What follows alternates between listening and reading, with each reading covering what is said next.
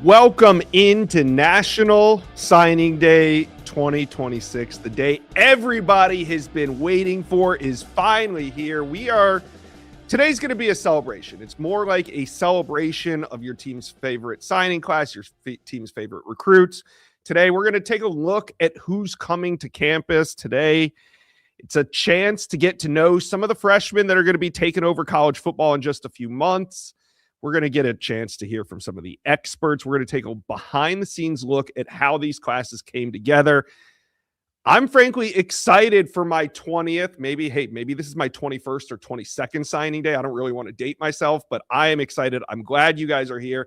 I'm going to bring on Steve Wiltfong, national analyst, here in a minute, and we're going to bring on a bunch of team site guys and break this thing down from the top. But before we get going, do me a favor, hit subscribe.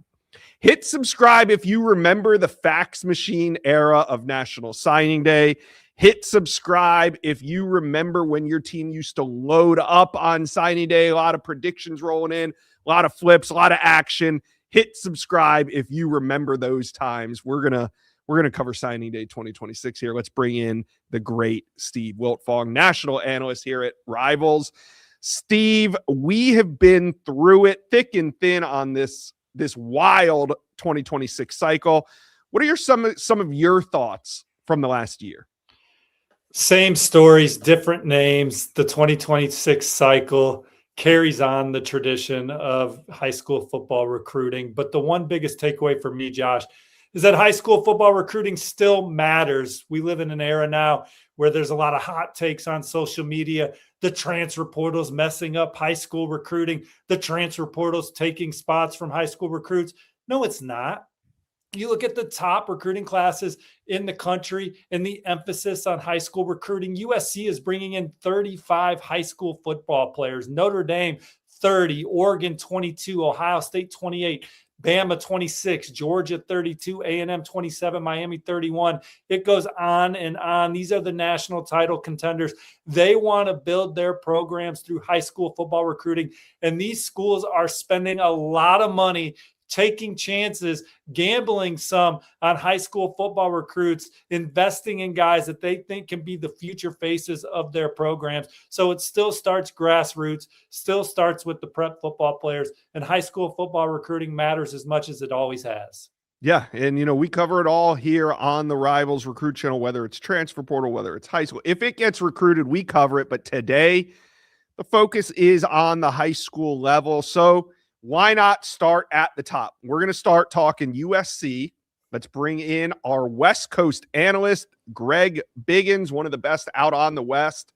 And we're going to talk about this number one class from USC. Last year, it was Texas in the number one spot. This year, it's USC.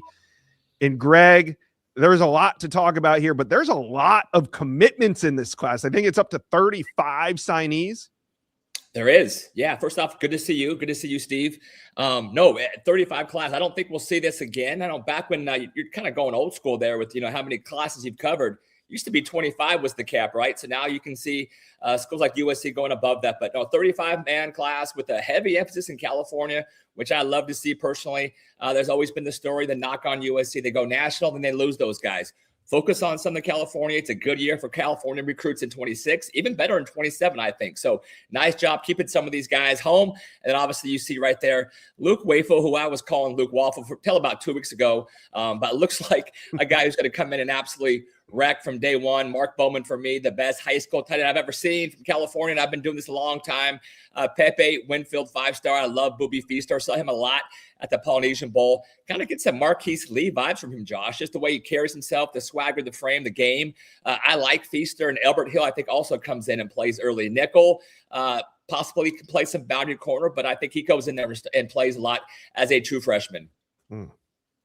You look at this USC class, guys, number one in the country. It's college football playoff or bust for Lincoln Riley and this coaching staff going into next season. And they invested a lot in this high school class to help propel them into the college football playoff. I think there's quite a few guys in here that are going to be clearing $1 million a year as a true freshman. Pete Nakos has a story on On3 and Rivals right now, kind of talking about some of the big NIL maneuvers in this 2026 cycle. Luke Wafel was one of the more contested college football recruiting battles in this 2026 cycle. Takes an official visit to USC at the end of the summer, tells Coach Riley, Coach Henderson and company that he is in, starts making the calls to other programs, telling them that he's going to announce for USC soon. And some of them say not so fast. Ohio State, he was one of their most coveted targets. They make an NIL offer that has him flip behind the scenes to the Buckeyes. USC, meanwhile, says not so fast. They come back with a counter offer to that, which was too much. There's a threshold for these programs, too much for Ohio State. USC gets them in the fold. Meanwhile, Penn State and North Carolina throw out big NIL numbers. I heard it was the highest number that James Franklin in his era at Penn State ever put out on the table for an incoming high school recruit. But Luke Wafel goes with USC, but you're not in these conversations without a product to sell, without something that they believe in. And USC having Coach Henney coaching the defensive line at the time, his pedigree with the Rams, coaching Aaron Donald, Coach Lincoln Riley, what he's done historically, all the money that's being invested into facilities at USC, they feel like they're going to boast the best facilities in college football soon. I've seen the foundation of those, Greg. I'm not sure if you've been on USC's campus recently, but it's going to be a very impressive football facility for them. But for them to get Luke Wafel, for them to go out and land Jemiah Winfield early and prioritize him like a 5-star, invest in him like a 5-star before anybody else, get him committed. I think it was good evaluation by USC this cycle for some guys. And then certainly tenacity, having the infrastructure and resources to pour into these guys financially. And that's why you have such a fantastic class with that, Greg. The position groups that you think can instant impact for USC to help them make the college football playoff this year. Because if they don't make the college football playoff this year, I think that there could be some major movement with this football team. Yeah, so I love the wide receiver group. I think you lose Mekhi Lemon, who I think is a first rounder. I think Jacoby Lane, another guy, second rounder, potentially sneaks into the first. So I think there's room for guys to come in and play right away. I'm a big Caden Dixon-Wyatt fan. I've been watching this kid since the 8th grade. For me, this guy's an absolute dog. From the Oakland area originally. He got a little more edge, a little more bite in his game. He's a tough physical guy. He attacks the football. I think he's got some underrated sneaky quickness, probably more quick than fast. Has some suddenness in his game, strong hands. But again, I love the compete level. Obviously, we saw what Trent Mosley did the last 2 games. Earned him a couple of state players of the year honors from Cal High Sports, and I want to say Max Preps as well. But, Trent Mosley, electric with the football in his hands. Again, not calling him this guy, but he's kind of been comped to maybe a Mekhi Lemon light in terms of the frame, in terms of the play style. Just a guy who's explosive. And I mentioned Booby Feaster. Again, watching him and just kind of talking to him a little bit out in Hawaii. Man, I love the swagger. He's confident, but not overly cocky, if you know what I'm saying. But again, Marquise Lee kind of gives me those kind of vibes. I think all 3 of those. I think there's room for all 3 of those guys to step in and play. And I think they're going to need a couple of those guys to come in and play right away. So last year, when we were recapping USC's class, Greg, it was a lot. It was a celebration. Don't get me wrong, but there was also a lot of what could have been. Right? You had all those early commitments from the East Coast: Isaiah Gibson, Julian Lewis. There was like 4 or 5 major commitments that all ended up flipping. This year, we don't see a whole lot of flips from USC. A lot of the top recruits that committed early stuck and signed with the Trojans. What do you credit this to? No, I kind of alluded to it. I think there's always been, and I think I might have perpetuated it. I think you have to go national. I'm a Southern California guy, but you can't just recruit California and win a national title. We don't produce enough quality linemen out here. We really don't, especially the interior D tackles, the lengthy, aggressive, physical offensive linemen. We see what Oregon has been doing. They've kind of left California, still will recruit heavily in California, but they're going national to recruit the big guys up front. And I think, USC went ahead and they tried to go national as well. And they had some success. Obviously, the hard part was holding on to those guys from the South. You get a guy from Georgia, a guy from Florida.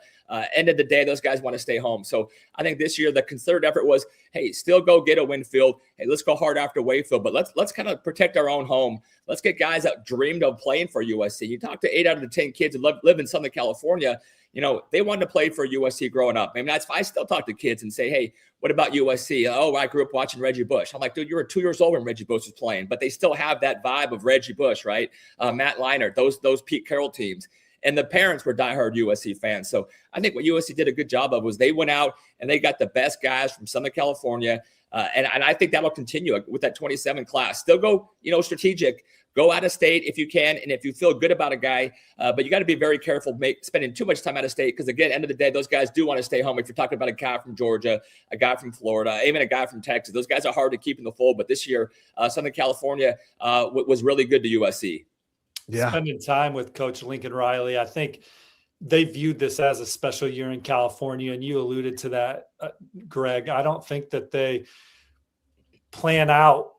I think they go in with the mindset we're recruiting national. We're a nationally based program, and it just worked out this cycle that home cooking could be very advantageous for them. And those are the guys that they wanted to pour and invest and have resources into for their recruitment this cycle, and going out and keeping a guy like Mark Bowman home who gets a Hail Mary NIL offer from LSU at the end. Already had a fantastically high offer from USC to beat Georgia and Texas the first time around. LSU comes in at the end. So that was one of the more bigger NIL recruitments of the cycle. Greg, when you look at USC and as they build into a program that's trying to make the college football playoff, playing in the best conference in college football, the Big Ten right now, where do you like the way that they have built this program? And can they, at the point of attack, with what they have on the roster already and what they're bringing in with Vlad, Keeney Pepe, the defensive line, do they have the football team this year to go toe-to-toe in the trenches with the Ohio States, the Indianas, the Oregons, and the class of this league and win enough games to get into the college football playoff? I think they do. I know it's a bold statement because I have so much respect for all three of those schools you just named. I love watching Indiana. Man, to me, that's a generational team. The Ohio State Buckeyes are next level. And then obviously what Dan Lanny's doing at Oregon, those are three of the top 5 teams in America. So I think people say, can USC compete with those teams? I think they can. But I think the biggest thing for me is watching those trenches. And you named a couple of those guys, Steve. Winfield Wafel, out-of-state guys. Pepe, out-of-state guys. Brett College, out-of-state guy. Kenan Smith, out-of-state. So, again, there's skill guys out here in Southern California, but you got to go get the beef outside, and they did a great job of that. Vlad was the one guy, Northern California guy, originally from Orange County, if you can believe that, moved out to Folsom, California. I love his upside as well. But I think the last couple of years, not just this year, but the last couple of years, if you watch them closely, which I have, USC has actually been sneaky good recruiting the defensive line and the offensive line. They got some big dudes up front. And I think coaches that have come out and visited USC, and you even kind of heard it, they got some big guys up front. They're big, they're tough, they're physical. They got a lot. They've lost a lot of close games that you think could have gone either way. And I know people are going, that's you can't second guess that and make excuses for them. But I think the team is in place to be really good.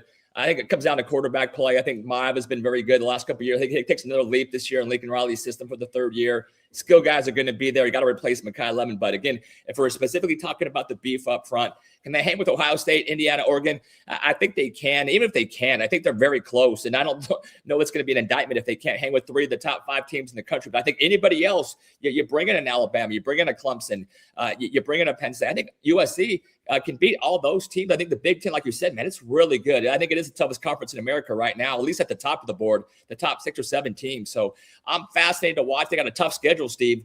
Schedule determines a lot of that. They got a tough schedule, some tough road games, but skill-wise, quarterback-wise, beef up front, I think they got a chance for sure. I like the way they're building it too, Greg. And the Big Ten's got the best coaching in college football from top to bottom. And certainly they've proven on the field that they've been the most ferocious physical football teams, particularly at the end of the season. But it's a big year for USC. This is a recruiting class that can be very impactful for the Trojans this year with some of the ready-made guys that are coming in at key positions, wide receiver, defensive line in particular. All right. I want to wrap it up on this. Greg, we didn't talk too much about Jonas Williams after that flip from Oregon. He pretty much shut down his recruitment, but he signs with USC, number 2 ranked player in the state of Illinois. What do we like about him?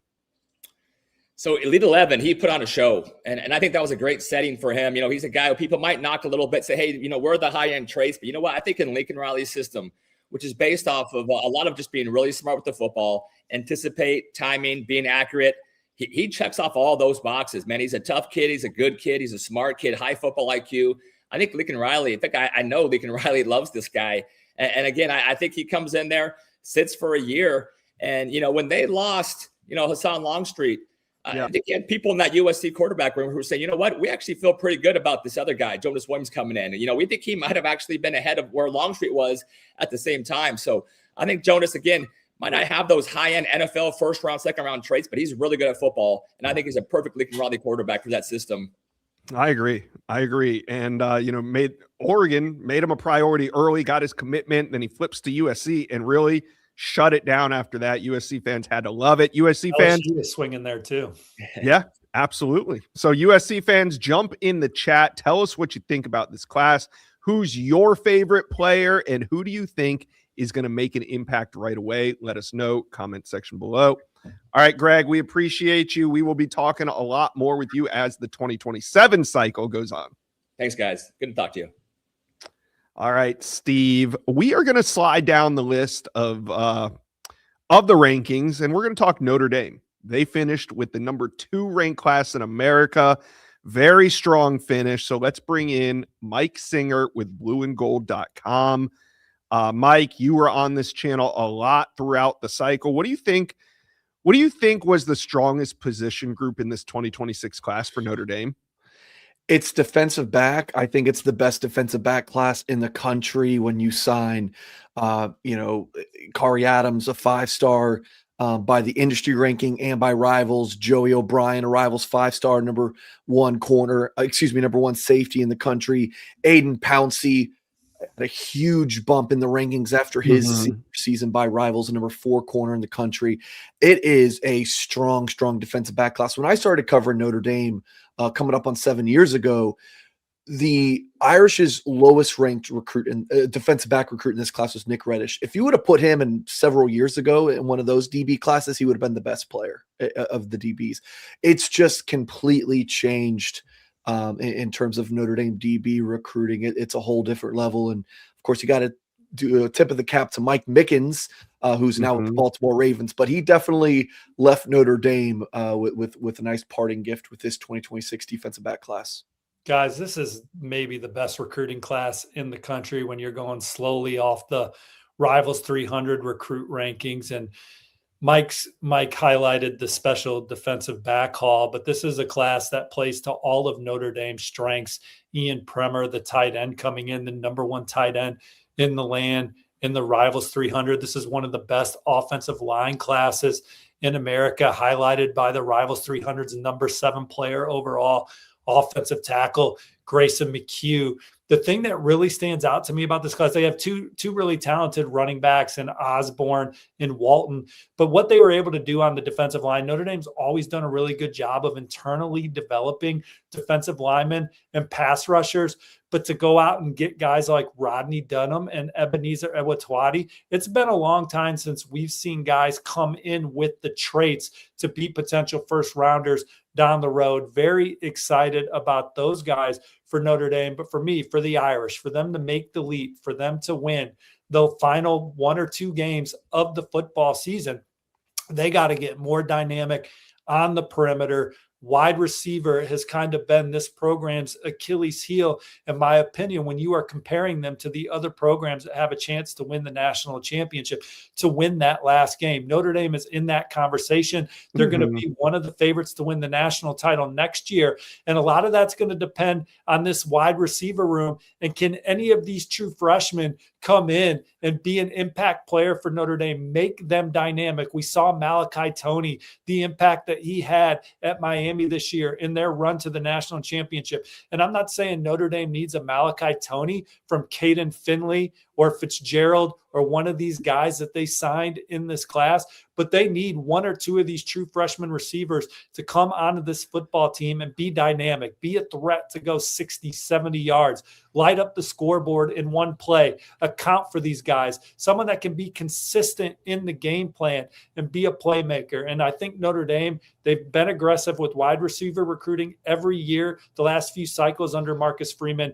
What do you make of this group, Mike? And who do you project being able to help get on the field right away and take this team to the 15th and 16th win that they're going to need to hoist the first national title since 1988? I can tell you that Caden Finley was Notre Dame's like top receiver target for much of the 2026 cycle. And he makes a lot of sense as someone who can contribute early, played an incredibly high level at top ball in the state of Texas. He's got the bloodlines with his father being Jermichael Finley, who was a tight end for the Packers for several years. You look at Caden Finley, in terms of a true freshman surprise contributor, I had a source told me that Devin Fitzgerald, the son of Larry Fitzgerald, is someone to not sleep on. He got a nice 4-star bump by Rivals in this most recent rankings update. It's a pretty strong wide receiver haul for the Irish. Is it, among the top position groups that Notre Dame signed in the 26 class? No, that's not a diss on the receiver group. It's just they signed some incredible, other spot. You mentioned running back, offensive line, tight end, defensive line, of course, the defensive backs. But in Finley, they got their top guy. They added a couple of smaller, shiftier slot speedsters in Braden Robinson and Bubba Frazier. Dylan Faison is Jordan Faison's younger brother, a nice add, 6'1", 180 pounds. Notre Dame beat out Miami. The Hurricanes wanted to flip him late in the cycle. So it's a pretty strong wide receiver haul. Do you have that 6'4" guy who can run a 4.5, not in this class, but I still think is a strong receiver haul for the Irish. Let's talk about Teddy Gerard. Teddy Gerard, the quarterback, the prized quarterback of the 2026 class, committed on this channel as a 2027 recruit. He was making an early commitment to Notre Dame. Well, fast forward about 6 weeks later, signing day rolls around and the rumors start coming up that Teddy Gerard is going to reclassify. He's done that. So, Mike, what are the expectations? When will he arrive on campus? And, being a reclassification, what's his timeline here at Notre Dame to, fight for the starting job? If CJ Carr didn't have such a strong season in 2025, I think Teddy Gerard is still in the 2027 class. If you like, I think this is Notre Dame's view on Gerard, and he will enroll in the summer, by the way. Carr, if he takes the next step in his game as a quarterback, like they're expecting him to, he's probably a first-round draft pick in 2027. So now you have to think who's your starting quarterback that year. Your quarterbacks behind him right now are Blake Hebert. Is he a guy? Is he not? To be determined. Yeah. And Noah Grubbs, a true freshman. So it's like, do you go to the portal after Carr? Marcus Freeman has been pretty clear. I want to build my quarterback depth through high school recruiting. He doesn't want to have to keep going to the portal like they've done in past years. Riley Leonard, Sam Hartman, Jack Cohn. So they reclassify Teddy Gerard so that if Carr does go after this season, you have a battle between Hebert, Grubbs, and Gerard. And if I had to put money on it right now, I think that Notre Dame would have a redshirt freshman starter in 2027, and my guess would be Teddy Gerard right now. Wow. But you don't sleep on Noah Grubbs. The guy's been slept on a ton during his high school career, and he just keeps on winning.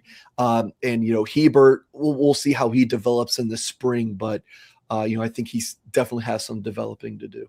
I don't worry about quarterback with Notre Dame anymore under Marcus Freeman and company. They showed that they invest a lot of time in recruiting that position on the high school rank. And if they don't think that they have the guy under center, they've invested a lot of resources and infrastructure to go out and get who they think is the best guy for Notre Dame in the transfer portal. And so I think that they have a good plan in place at the quarterback position. This is a football team. You have Marcus Freeman coming back at the top. You have continuity with your play callers. It's going to be Coach Ash's second season calling the defense. You have Coach Denbrock and Coach Gino Guidolgi, who does not get enough love for the caliber of assistant coach he is in college football nationally. He is among the top 10 or 15 assistant coaches in college football. He was at Cincinnati. He is again at Notre Dame. You have your quarterback, CJ Carr, back. You're bringing back a lot of key starters on the defensive side of the ball next season. Who are some guys in this class, Mike, that are able to, whether any position, We already talked about wide receivers, but who are some of the guys in this class that you think are instant impact as Notre Dame tries to make a run at this title? Yeah, 4 names come to the top of my mind. I think Joey O'Brien is just going to be too good to keep off the field. I think back to the 2019 season when Notre Dame returned a couple of starting safeties, but Kyle Hamilton was just too good to keep off the football field. So they kind of created some defensive sets to get him on the field. I think, Joey O'Brien is going to be that this year. You return Tay Johnson, you return Adon Schuler, but I think Joey O'Brien is going to find his way in the football field. It also wouldn't surprise me if Aiden Pouncey was kind of in the similar mold as a taller, long corner who provides a lot of versatility in the defensive backfield. You talked earlier about Rodney Dunham and Ebenezer Uwatade, the outstanding defensive ends the Irish signed. Notre Dame sources telling me that they are going to have all the opportunity in the world to play this season. If they can, I think the key for both of those guys is developing physically. They are on the lighter end right now. But if they show, and both of those guys are already enrolled, Notre Dame signed 30 players in this 2026 class, 25 of them already on campus. Wow. Dunham and Uwatade are 2 of them. If they develop physically, can get the playbook down and all those things, I think that they're going to be in there. So those are 4 to keep an eye on. And then a 5th would be Ian Premer, the 5-star Rivals tight end. I think that as the season progresses, and he's a summer enrollee, but I think as the season progresses and he learns more and more, Notre Dame's going to find a role for him in that offense.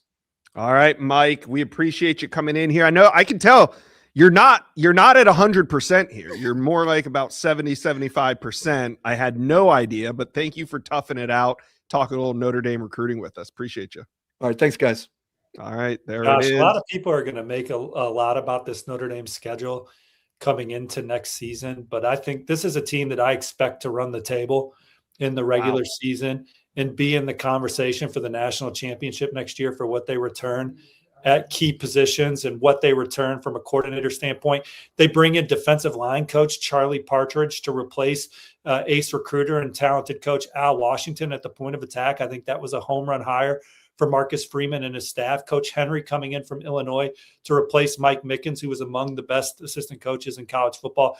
This is a team ripe and ready to compete. Certainly they're going to have a chip on their shoulder for not making the college football playoff this year. And they went out and just bring in arguably the best recruiting class in the country from top to bottom, impact players in every position room.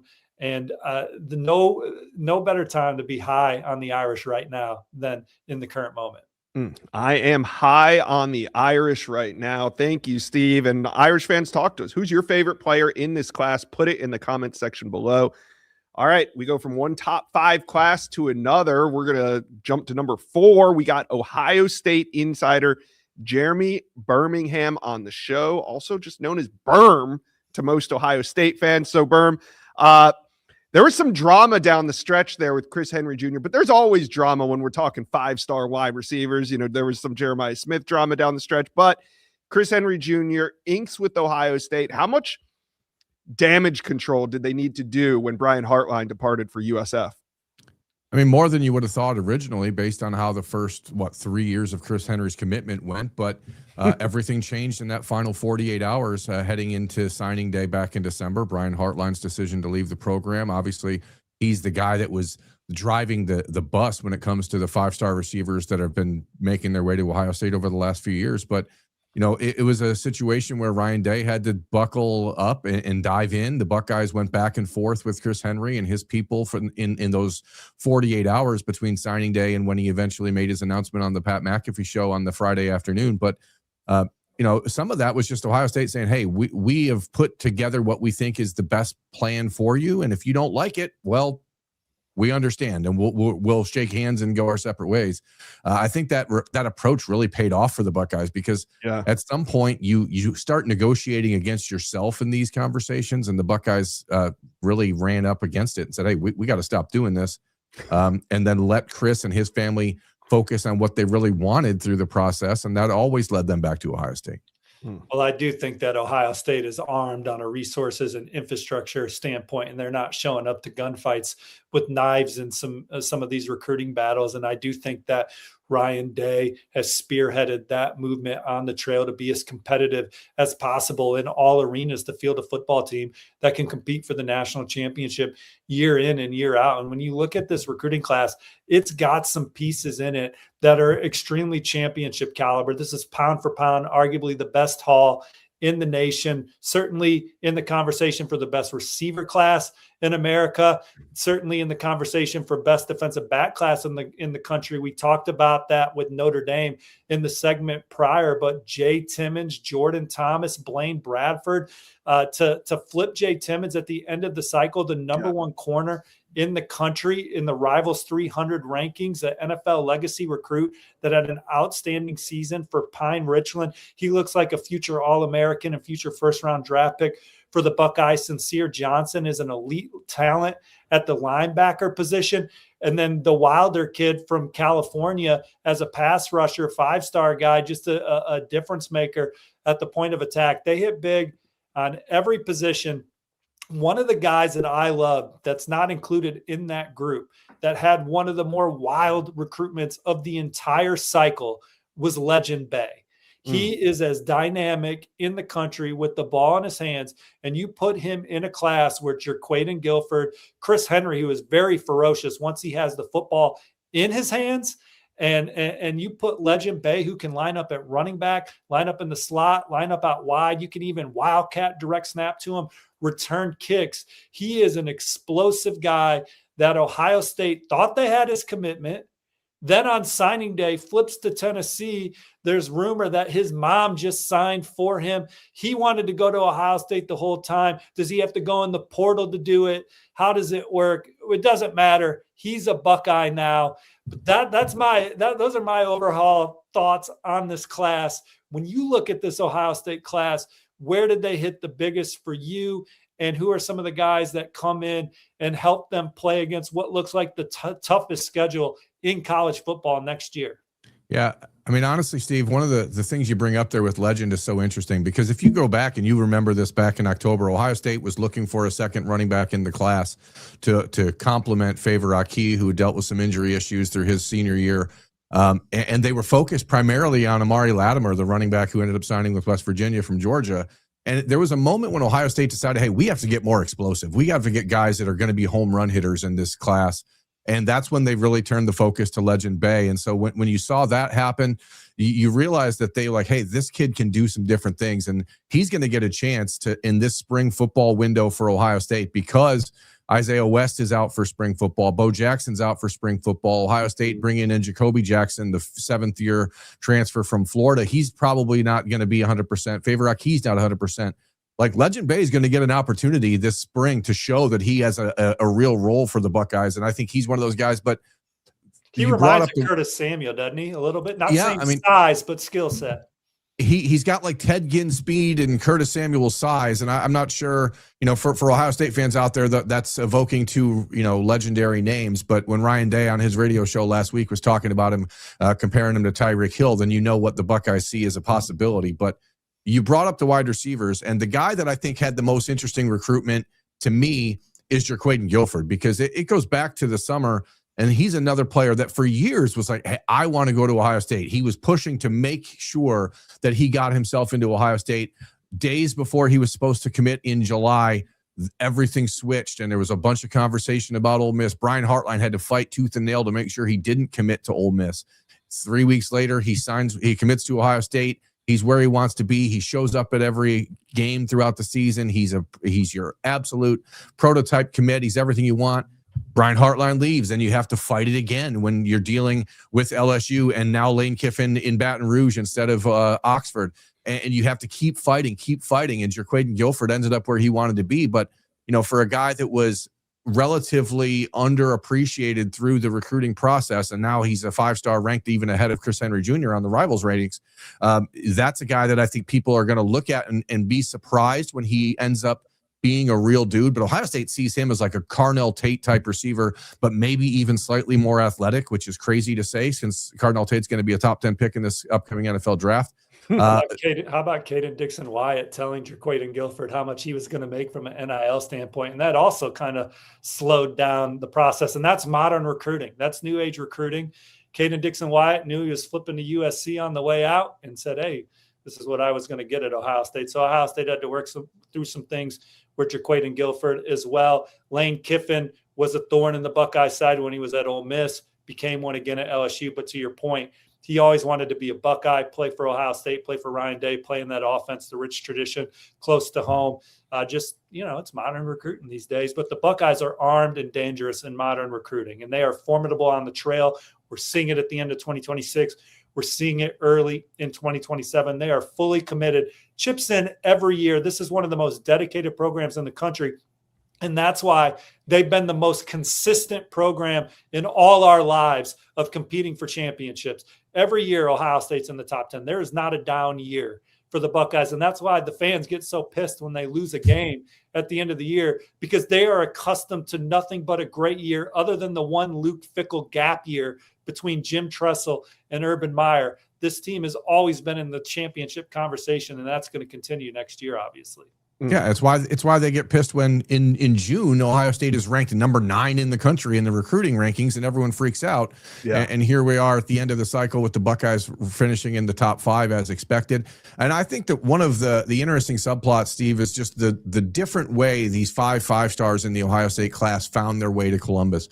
Obviously, there's Chris Henry. That's a 3-year-long recruitment. Sincere Johnson, a guy that is a local guy that the Buckeyes loved, but initially they had to win that one. They had to beat Bama. They had to beat Oklahoma, but they also had to beat their own evaluation, because early on in the situation with Sincere, it was, hey, is he going to outgrow linebacker? Is he going to be a linebacker? What's he going to be? Jay Timmons obviously was more of a senior year evaluation for Ohio State. And Kari Wilder, who the Buckeyes saw very early and realized, hey, this is the type of defensive end that we have to have. Kari Wilder is going to play for Ohio State as a freshman. There is no doubt about that. He is being counted on in that way.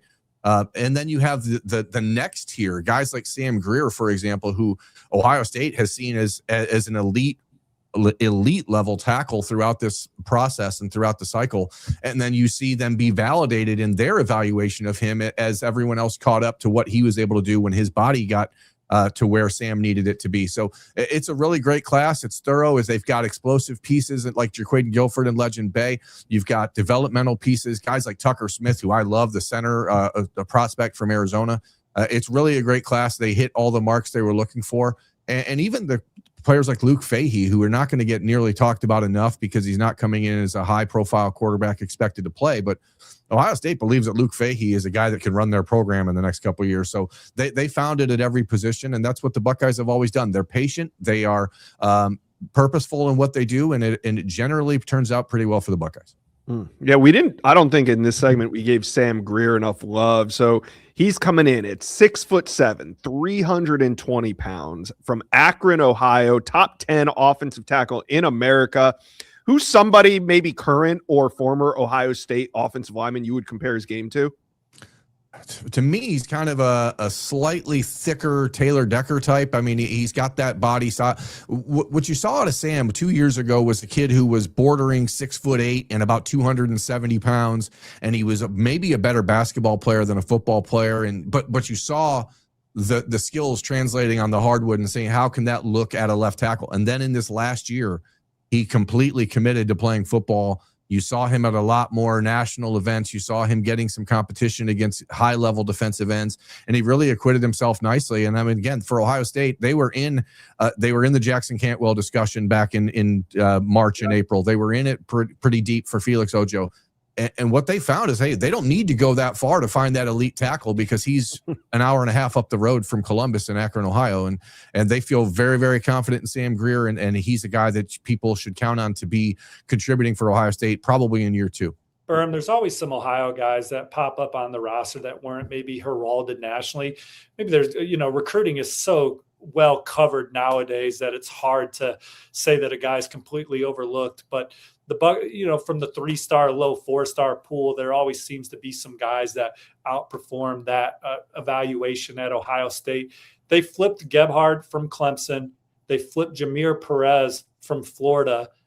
What do you make of those two guys? And are there some other in-state undervalued or underranked guys that you love in this class? I think so much of the conversation about in-state players are those guys that are going to be willing to put in the time to have their moment in Columbus. Because as you know, you're talking about underrated players, 3 stars, 4 stars, developmental guys that maybe aren't expected to come in and play right away. Caden Gephardt is certainly one. These are guys that fans are going to love. They are going to love watching them develop. They're going to love watching that kid run out of the tunnel for the first time at Ohio Stadium or run down the field on kickoff. Nick Lauder, the Louisville flip at tight end, I think is another guy that people are just going to really, really appreciate the way he plays football, the way that he works. But a guy like Caden Gephardt, who was committed to Clemson early, Ohio State was unsure really how to fit him in their class, and was looking for athletes, looking for guys that were going to come in and be able to do multiple things and do it without the expectation of playing in year one. Because as the Buckeyes learned in the transfer portal throughout the early part of January, guys that you were counting on for long-term depth, maybe you can't count on those anymore. So it's going to be easier to find those guys in the state. But those 3 you mentioned, I think, are at the top of the list, or the 2 you mentioned, but then Nick Lauder for me. I think that even a guy like Mason Wilhelm, an Ohio State legacy who had been committed to Bill Belichick in North Carolina, his father was a national champion, Matt Wilhelm, at Ohio State 23 years ago. Mason is a big body, a kid who's just learning to play the interior of the offensive line, but really dominated at Lakewood St. Edward, one of the best programs in the country. You have to build now this way. You have to be able to combine those 7 and 8, top 10 type talents at each position, the Chris Henrys, the Kari Wilders, the Jay Timmons. And then you have to be able to utilize the talent inside of your state to build your depth. And the Buckeyes did a great job with it. Landry Breed, another one who I think is going to be really special down the road. But, what you're hoping for there is kids who are willing to put in the time to get that moment and not look for instant gratification. All right. Jeremy Birmingham from Letterman Row, an exciting cycle to be covering Ohio State recruiting. We appreciate you dropping by our National Signing Day show. Thanks for having me. I appreciate you guys. All right. We're going to go from the Buckeyes out to Eugene, Oregon. Let's talk Ducks recruiting, the number 3 ranked team in the country. We're going to bring in Max Torres from Scoop Duck. And Max, there's so much to celebrate here. Who's your favorite player in the class? Oh, that's a good question. There's so many good players, like you mentioned, Josh. I think the one I'm probably going to go with is Anthony Tank Jones out of Mobile, Alabama, St. Paul's Episcopal. To win in today's era of college football, you have to get after the quarterback. And I love that Dan Lanning and the Ducks went into the state of Alabama to grab the state's top overall recruit for the second straight cycle after signing Naeem Offord in the 2025 class. So you got to love pass rushers, and that's not all that Anthony Jones is capable of. He's also stout in the run game as well. I know that's a piece that the Ducks are very excited about in this class. Max, pound for pound, when you look at the Rivals industry rankings, this is the number 1 class in the country when you're looking at average rating per commit. Manny Iheanacho is obviously the jewel of this class. I love Kendry Harrison and what he brings to the table from a size, speed, potential combination. You don't see any players listed there I guess you see Jet Washington there, but they did a lot of heavy lifting in the secondary this cycle with Chris Hampton. I think Jet Washington's got some linebacker potential as well. But what do you love about what the Ducks were able to do in the secondary this cycle? I love that they were able to add not only a lot of bodies at the position in the secondary, but they were able to add a lot of versatility. These guys that they added, Jet Washington was one of them that you mentioned there. Xavier Larice is another player I'm really excited about from the state of Florida. He's got all kinds of versatility, played multiple sports throughout high school. I think he had like 50 reported scholarship offers. So I think you just like the versatility that you have here. Devin Jackson was another guy that recruiting services like Rivals were incredibly high on. Also from the state of Florida, you have a lot of length in the secondary as well. And then Davon Benjamin's another one out in my neck of the woods here in Southern California that is listed as a corner, but may not be a true cornerback because he was just used all over the secondary over there at Oaks Christian. So you love the length and you love the position versatility in this Oregon secondary hall. Yeah, and when we talk about Oregon recruiting, there are some big West Coast battles, especially in the state of California. How do you think Oregon recruiting right now? How's Oregon resonating in the state of California? Oregon's resonating very well in the state of California. I think you look at even the last two commits that they added in the 2027 class of Drew Fielder from Anaheim Servite, as well as Avery Michael from Turlock. So you got Southern and Northern California, respectively. Oregon's resonating very well. I don't think that they necessarily accomplished everything that they wanted to in Southern California, specifically in the 2026 recruiting class, but they still made their presence felt. And a lot of these guys that grew up on the West Coast, specifically in the Golden State, grew up watching the Ducks, grew up fans of Oregon, and they kind of have that allure of the flashy uniforms, of the Nike and everything. But as Dan Lanning would probably tell you himself, it's becoming a lot more about substance lately with what you're seeing them accomplish on the field every year, going 13-2 and making a trip to the semis this year. Yeah. Max, one of the biggest things for Oregon, in my opinion, this cycle, and yeah, they had the late recruiting win. I think one of the more under the radar recruiting wins that they had, 4-star cornerback Azel Banag from Columbia, South Carolina. AC Flora finishes in the Rivals 300, top 30 at his position. They pivoted. In the spring and summer, they go hard to get the top prospects in the country on campus multiple times. They figure out quickly who they want to invest in from a resources and infrastructure standpoint. I think that Oregon is as organized a program from a front office standpoint as there is in America. And in the middle of the season, they basically are wrapped up with high school recruiting, and they pivot to roster retention and making sure that their key guys on the 2 deep do not go in the portal so they can maintain who they want on the roster and be able to come back next year and be one of the favorites to win the national championship. No bigger roster retention move in college football than keeping Dante Moore, who was a potential first-round draft pick, keeping some of these backup running backs out of the portal that probably would commanded top dollar in the portal. Just from your vantage point, when you look at Oregon led by Marshall Malchow, that front office, the roster retention, keeping Dante Moore, just you following along with that all season, just your thoughts on Oregon in the well-oiled machine to keep this roster together. Yeah, they're doing a tremendous job when it comes to roster retention, Steve. And I think that's really one of the key pillars of recruiting. I think it's the third one that doesn't get talked about enough. You have the high school recruits, the transfer portal, and then the guys that are on your own roster and trying to keep them from either going elsewhere or even going to the NFL in some cases. So Oregon's done a tremendous job keeping their best players on the roster, those guys that contribute for them every year. I think the work that they did this offseason, Dante Moore is obviously the marquee win on that front. But look at the defensive line.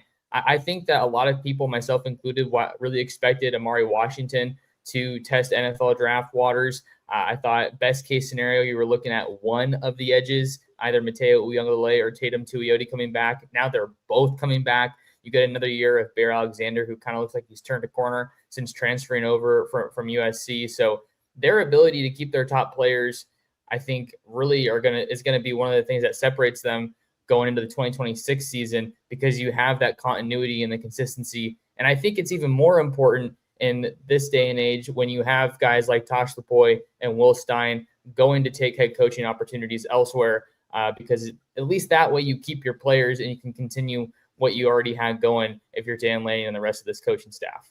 That's the question mark for me. Drew Maringer, the new offensive coordinator, never been in that role, calling the plays. Chris Hampton, the new defensive coordinator, obviously is going to get the support from Dan Lanning.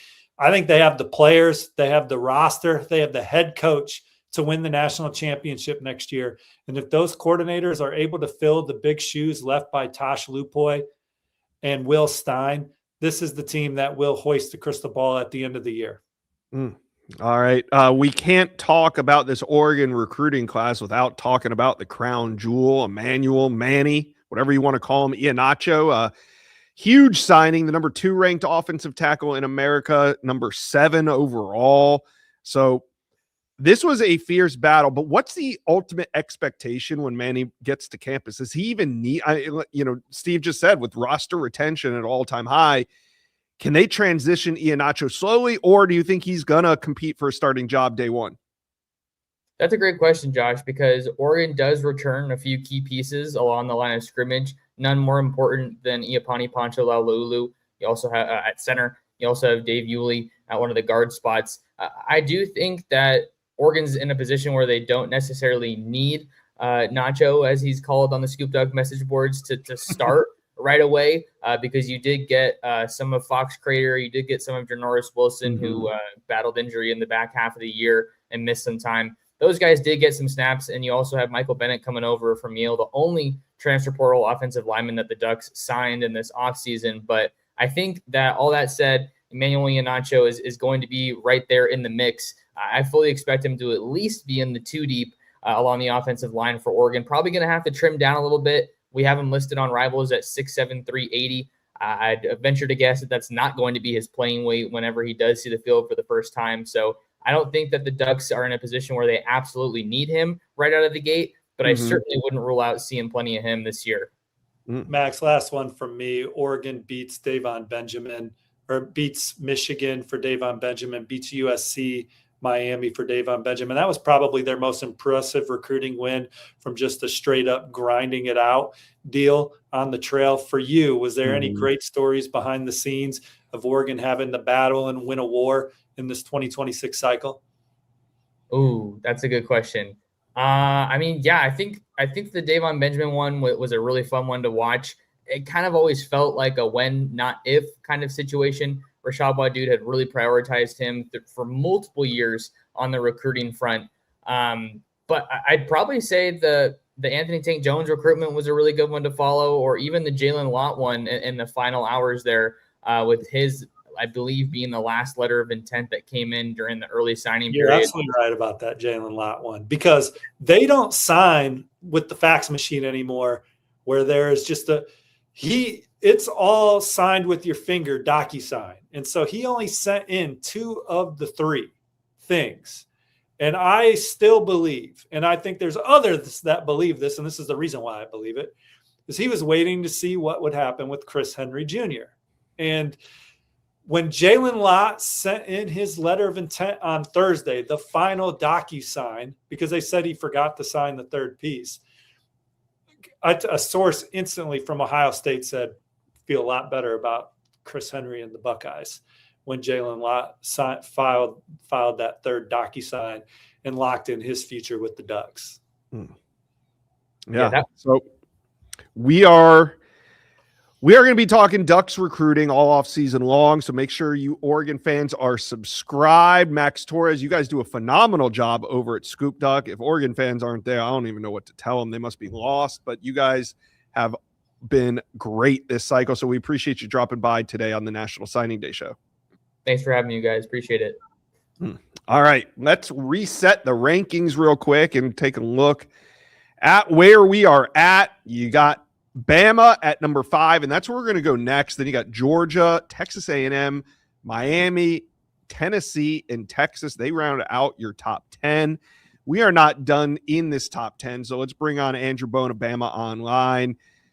And Andrew, Kalen DeBoer, they talked a lot about how he couldn't recruit the South when he arrived. Well, that's out the window. Bama recruiting just fine under this new regime. What stands out to you? What do you think they accomplished in 2026?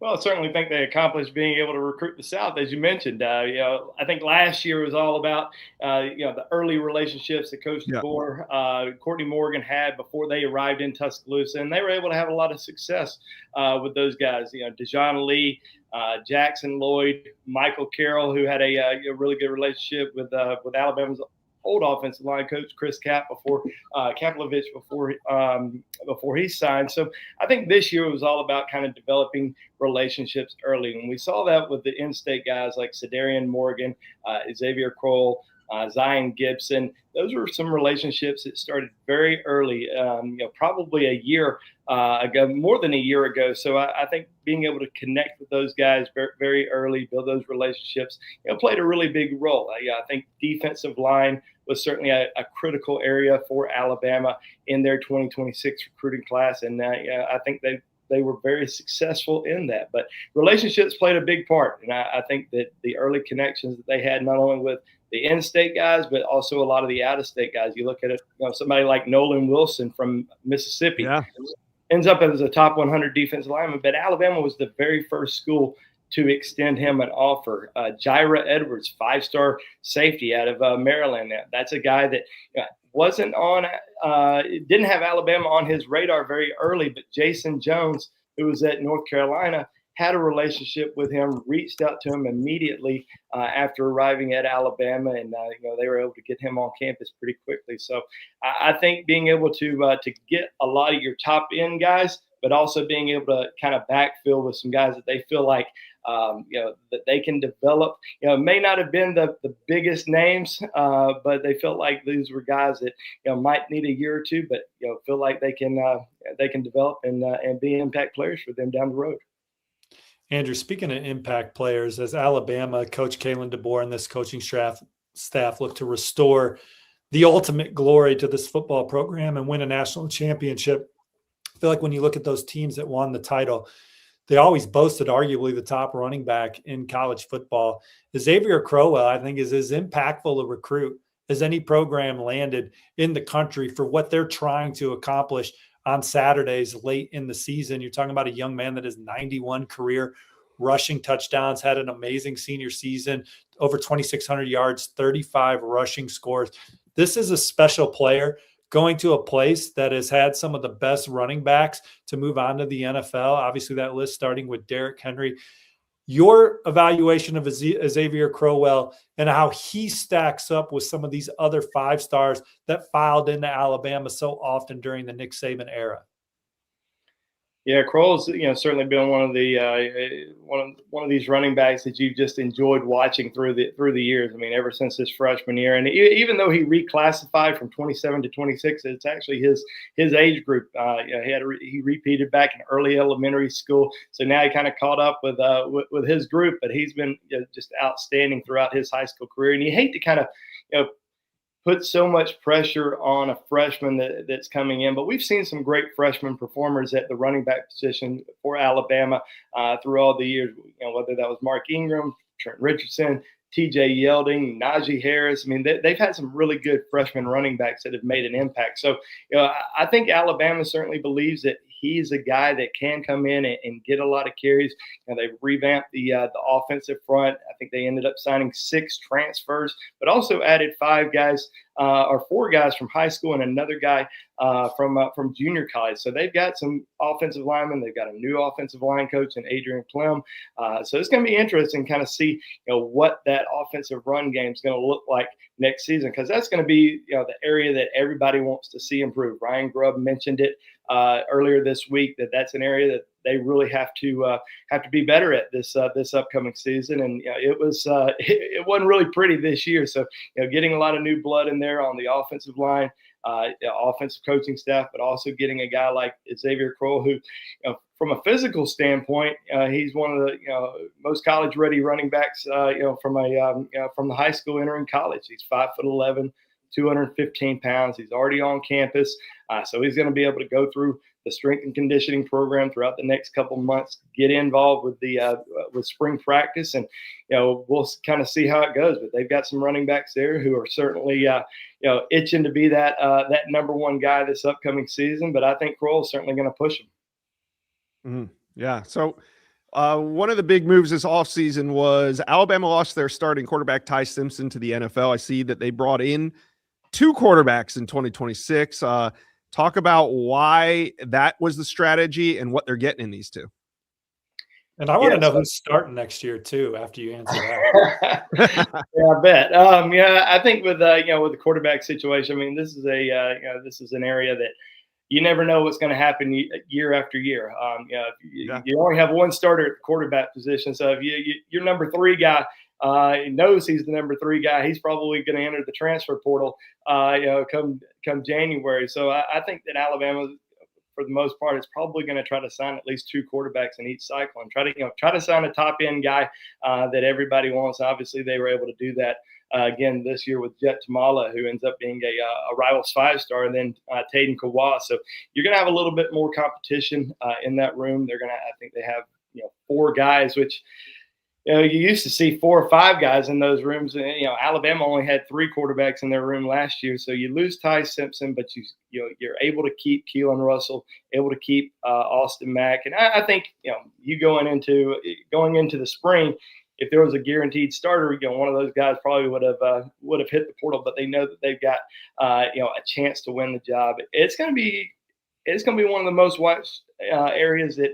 nationally, going into the spring and I don't think they're going to name a starter after the spring. I think we're going to probably see a starter named the first week of the college football season. But, Austin Mack, I know a lot of people are kind of waiting to see Keelan Russell be that guy and kind of expect him to be that guy next year. But, when Austin Mack has been in the game, he has looked, really comfortable running the offense, makes quick decisions, is able to run. He's a big kid, 6'6", close to 6'7", and he moves really well. So it's going to be a fun competition to watch.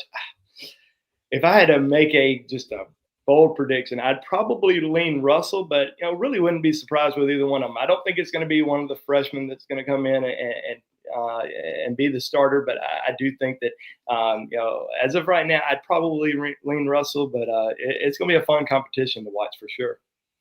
Alabama obviously adding some pieces to this football team to help them be more competitive in these key playoff games at the end. You talked about all the additions on the offensive line through the portal and on the trail. They made a coaching change. They think that's going to upgrade their play. Xavier Crowell is my favorite for true freshman, All-American of the year coming into the season. We touched on that. And then certainly we've already hit on the quarterbacks, and they're trending for a second quarterback in 2027, which goes along with your point of taking 2 a year at the position.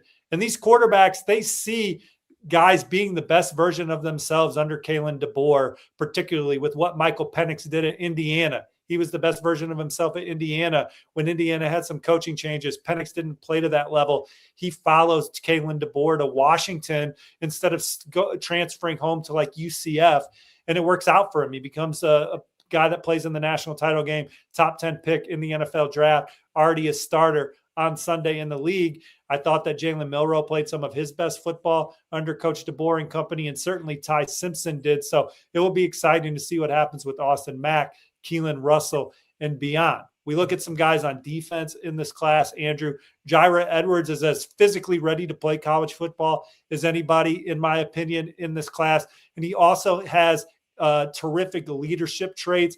His intangibles, he's one of my favorite intangible guys in this class.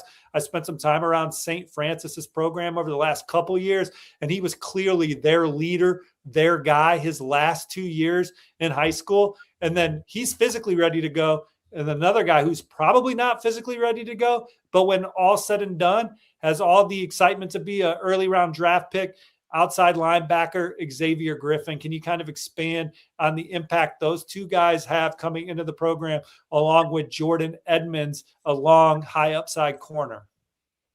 Yeah, I think Alabama is extremely excited about their defensive class. I talked about being able to get a lot of depth on the defensive front, but as far as Jaira Edwards, I mean, we've talked about him for the last several months as far as being probably the most physically ready player that's coming in for Alabama. He's already on campus. I mean, it's a 6'1.5", 6'2", over 200-pound guy that has played at the highest level in high school at St. Francis. I mean, you always kind of love those guys that have played, elite competition throughout the last several years. And I think that he's a guy that, we're going to see on the field early. Alabama is returning its 3, safety guys in Bray Hubbard, Keon Sabb, Zay Mincy's also going to be back there. So you got 3 guys that are going to be back there that are veterans he's going to be able to learn a lot from this upcoming year and into the spring. So I'm excited to kind of see what his development's going to look like. Even though Alabama returns several guys, I still think that we're going to see him on the field early, making an impact, whether that's on special teams or at least being in the secondary rotation. So really excited to see what Jaira is going to be able to do. And you mentioned Xavier Griffin. I mean, I think this is a guy that Alabama is absolutely in love with as far as what he brings to the table. He's almost 6'4". He's a little light. He's around 205 pounds. Now, we've seen some of these guys that have come in early at Alabama that have kind of been in that range and been able to add the weight. And guys like Justin Jefferson, who came in from junior college at 205 pounds. Jihad Campbell, who Alabama really kind of compares Xavier Griffin to. Because Jihad wasn't that big of a guy. He was 210 pounds. He ends up being a 230, 235 pound guy by his junior season. So I think they see him kind of in that role where he might start out at inside linebacker, but then grow into an edge rusher. Great pass rusher the last few seasons in Gainesville. Moved over to the inside linebacker position as a senior just to kind of get his feet wet at that position, and did really well. I think he had over 90 tackles during his senior season, and really liked playing it. So we're going to see him sort of move around, very similar to Jihad Campbell and what he did during his time in Tuscaloosa. And then Jordan Edmonds. I mean, we have seen Alabama really go after these tall, long defensive backs, especially at corner, and signed Dejon Lee last year, who's 6'4".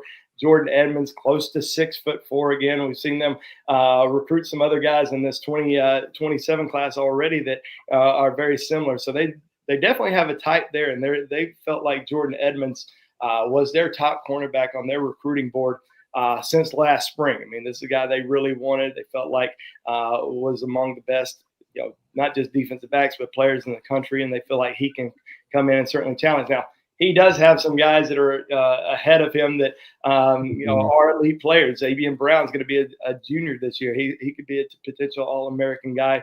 Dejon Lee was a freshman All-American this past season. So they've got some really good competition in there, but guys that he's going to learn under, that he's going to develop and pick things up pretty quickly. So I think getting him on campus early is going to be very beneficial to him. But we saw him last summer working out with Xavier, Dejon Lee, and talking to his trainer who was around him, and those guys feel like he potentially has the most upside of any of them. All right, Andrew Bone, Bama Online, a top 5 class last year. It was a number 3 ranked class. This year, number 5. So there is no recruiting issues in Tuscaloosa. Things are just going fine. Thank you, Andrew Bone.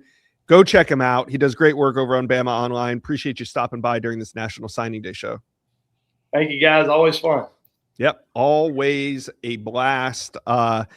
Speaking of always fun, let's talk flip targets. Why don't we do that? Or not flip targets, flips, because we're at the end of the cycle. So we're going to bring in Chad Simmons, national analyst here at Rivals. Chad, there was a lot of flips at every position, a couple 5 stars, some notable ones. What was your favorite flip of the cycle?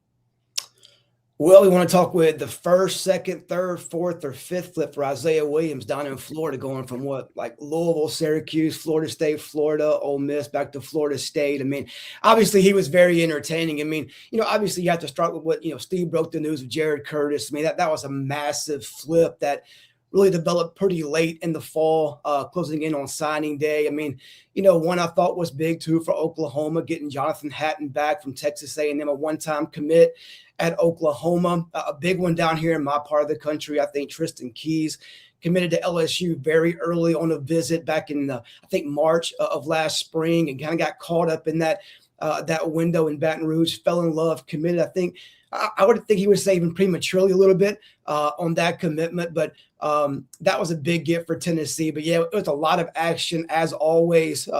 You just talked about with Andrew Bone, Xavier Griffin, one-time USC, goes over to Alabama. I mean, Julian Walker, late, going from Michigan to South Carolina. So, always entertaining, whether it's early in the process or closing in on signing day, a lot of flips every cycle. Richard Wesley is another big one that commits to Oregon, jumping in a pool during his visit, but it was a premature commitment. And obviously Texas, with the infrastructure and resources that they have on the recruiting trail, were able to get Richard Wesley in the fold for the Longhorns. I know we just named quite a few guys, but this was we're seeing less and less flips in college football recruiting now because of the deals that these young men agree to and the terms that they have and the early payments that they receive. We are seeing less and less flips. And we still see programs that bring in guys and pay guys to bring them in on visits, but it is a long shot to flip them because of the original terms that they agreed to with their commitments. And that's why we are seeing, in my opinion, less high-profile flips than ever before. And I think that as they continue to get more professional agents involved in some of these recruitments, we're going to see less and less flips moving forward with the top guys as they make their decisions in the summer and agree to what are very exciting terms for these young men and their families. Oh, no doubt, Steve. I think I've seen that right now. A guy you reported on last week, Kamari Dorsey, was teams were pulling to get him. Texas A&M commit in 2027. Already here we are just in January, early February. Georgia's trying to get him on campus, different schools. He says he's going to visit Georgia. Where does he end up at? Back in College Station. I mean, they're agreeing to these terms and these deals and getting things, pretty tightly locked in earlier and earlier.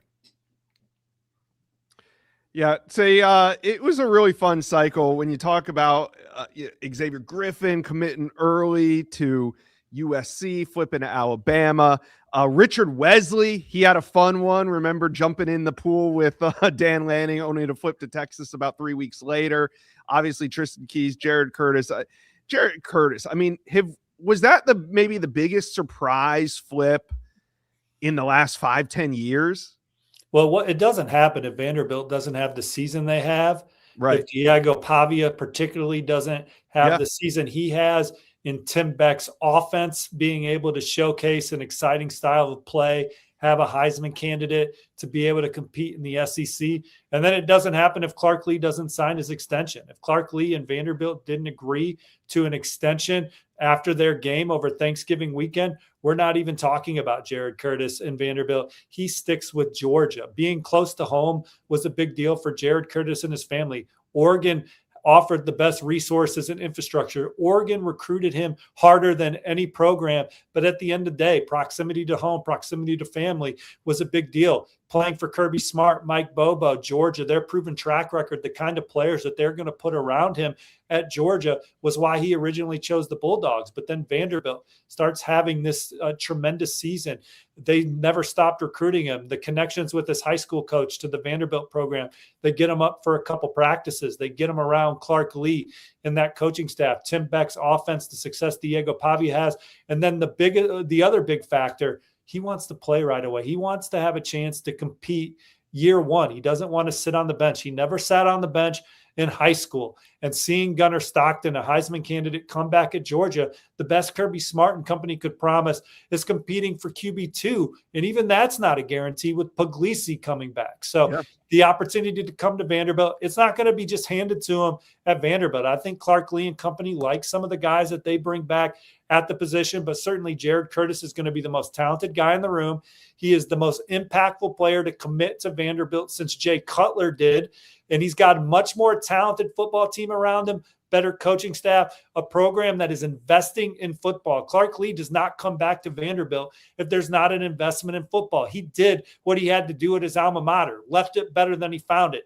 But if he did not feel like he was going to have the support from the administration, the infrastructure and resources to pay players to be competitive in the SEC, to have the facilities in place, to develop your players, nutrition in place, he was going to go, in my opinion, based on people I was talking to, which means that you're seeing Clark Lee out of Florida, a Penn State, or somewhere else if Vanderbilt didn't make these promises. And I think Jared Curtis and his camp understood that. And if those promises were met for Clark Lee, good enough for him as well. He sees Vanderbilt as a place that he can help continue to build into a program that can ultimately make the college football playoff. And what we've seen from there is a lot of luck. If you stay healthy, if you're playing well at the end of the season, anyone can make a run. Ole Miss was in the Final Four this year. Penn State was in the Final Four last year. Vanderbilt, you just got to get in. And then all of a sudden you have a chance to make a run at the Final Four and shoot your shot. And so modern recruiting, infrastructure resources, Pete Nakos reported this morning, you got to go to On3 to find the exact number, but reported a number about what Jared Curtis could be getting in year one. Vanderbilt is in the big leagues when they want to be on guys like that. Yeah, and you're going to have to be if you're even in that conversation. So there was a lot of flips. You guys let us know. What was your one subtle flip? Jay Timmons. That's an old school flip. Florida State legacy. I was going to bring that up. Recruit, Josh, that if the Noles play respectable this year, probably signs with his dad's alma mater, but they played horrendously. There was a lot of doubt around the coaching staff. Ohio State comes in on senior tape and pushes hard for him, gets him on campus. His dad, who was a terrific college player, terrific pro player, sees the development potential at Ohio State as a family, and that's an old school recruiting win right there in a modern recruiting era, flipping Jay Timmons out of Gibsonia Pine Ridge. And I think it flew under the radar a little bit. One, he was committed to Indiana when he flipped to Florida State. Two, Florida State having an awful season. He's a legacy recruit. And at the time, only Rivals, our own Charles Power, had him listed as a 5-star, top 5 player at his position. A couple months go on. Like you said, the senior film gets out. Now every ratings service has him as a top 5 corner in America. The flip to Ohio State, like I said, I think it kind of went under the radar a little bit, but yeah, I agree with you. One of the biggest of the cycle. So you guys I'll add one more. West Virginia, Amari Latimer, Kevin Brown, Matt Sieg. I mean, there were some fireworks down there on the country road to Morgantown. So they're flexing money-wise on the trail, Chad. They were definitely doing that. They battled Miami toe-to-toe, Tennessee toe-to-toe for Amari Latimer, and they paid the most. Yeah, that was a heated battle down the stretch. A lot of teams coming after Latimer.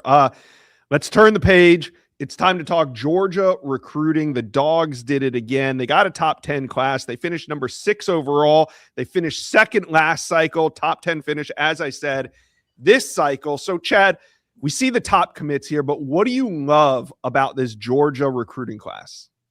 I'd probably say, obviously you sign 30 plus, recruits in this class for Kirby Smart. I think you start, in state, you see the name right there, Caden Prothro. You see Craig Dandridge, one letter down, then a few more, Jordan Smith. Those are all in-state guys. And the list goes on. I mean, Tyreek Green from Buford, Kamari Brooks from right there at North Oconee. Jay Lamar, I think, is going to be a key signee in this class, in-state running back from Colquitt County. A guy like Tyreek Jemison, a 4-star for Rivals, and Charles Power, flipping him from Kentucky, late in the process. So I think it starts with the in-state guys for me in this class. I mean, Kirby wants to build, a wall. You can't get them all, especially in today in the modern era of recruiting, keep them all at home. But I think, with this class, really the last 2 or 3 has put really more of an, a focus on keeping as many guys as you can that want to go in and compete. And it's kind of like what Burns said earlier about Ohio State, guys that want to put in the work to kind of run out of that tunnel, play between the hedges for that in-state program, which competes for championships every cycle. So for me, the big thing that stands out the most is keeping a lot of the in-state stars and targets at home. Yeah, keeping Justice Fitzpatrick in the class too, I think, is big for Georgia. Just knowing how he was thought of by the college coaches on the next level and the programs that were working hard to try and flip him from Kirby Smart and company with him and Boogie Green. This kind of is a DB class that meets the standard that Georgia likes to have on the back end of the secondary. Chad, no one's been plugged in the Peach State for as long as you. Caden Prothro, Craig Dandridge, those are 2 guys that could be prolific in this Georgia offense for years to come. Who do they kind of remind you of? Where do they kind of fit in historically for you in that state, just covering their recruitment from a straight up talent standpoint? I mean, what comes to mind first off with Prothro is, 4-time state champion. I mean, there's not many of those out there in any sport, any state. You talk about humility, as humble as he is, you would never know. He's walking around as a 5-star at 6'6", super long, great flexibility, high points to football. Yes, sir. No, sir. He'll block on the perimeter. He'll line up at tight end. He does whatever the staff at Bowden, which is now in Athens, whatever they ask him to do, he will do with a smile on his face and with, the full heart and full passion of helping his team get better. I think Craig Dandridge had a monster senior season, kind of a breakout year. He's battled some injuries early in his high school career at Denmark High School, took them into the playoffs this year. He was drawing double teams, being bracketed week in, week out. 1,000+ yards, double-digit touchdowns, big plays on special teams. I mean, he's a guy, I think both those guys as good as their rooms are with young talent at Georgia. Georgia wasn't very maybe as active as their fans wanted to be as far as the transfer portals, because they believe in the roster they have and keeping that roster retention there in Athens. They have talent at tight end, talent at wide receiver, but I think both those guys can make an early impact at Georgia this fall. I got one more for you, Chad, and it's kind of maybe the area that's kept Georgia from winning the last game of the year, in my opinion. Just having that elite pass rusher or that disruptor on the edge of their defense that can take over one of those playoff games and kind of help them win a tight one. And you look at this Georgia class, if there's one guy in this class, and we're the highest on him at Rivals, have him number 90 overall, but I just look at Kamari Brooks from North Oconee and see the dynamic ability that he has on both sides of the ball. He might be that missing piece for Georgia as they try and get that edge rusher that plays their style, that can also be physical on rundowns, not just a finesse player like Damon Wilson has been so far in his college career of hunting the quarterback, but being sturdy on first and second down, but being elite when you have to be getting after the quarterback. Yeah, he really opened my eyes, Steve. Obviously, his junior year, he won a state championship. I was there, Mercedes-Benz, scored a touchdown at tight end, had a couple key pancake blocks, had a couple quarterback sacks, caused a fumble in that game on the big stage. And, he's a guy that I didn't know a lot about. What was he, Georgia? Was he Bama? Was he that kind of kid at that time? When I left that night, I knew he was that kind of player, and he never slowed down after that. It became a battle, for Georgia. I mean, he's a Georgia legacy. He lives right there in their backyard, but Alabama put up a big fight. They were very much in this race. Other schools were too, but Georgia ended up winning out. And I think they have some expectations for him, like you said, to really help them not only set the edge, but get after the quarterback, contain the pocket, make a play when they need to.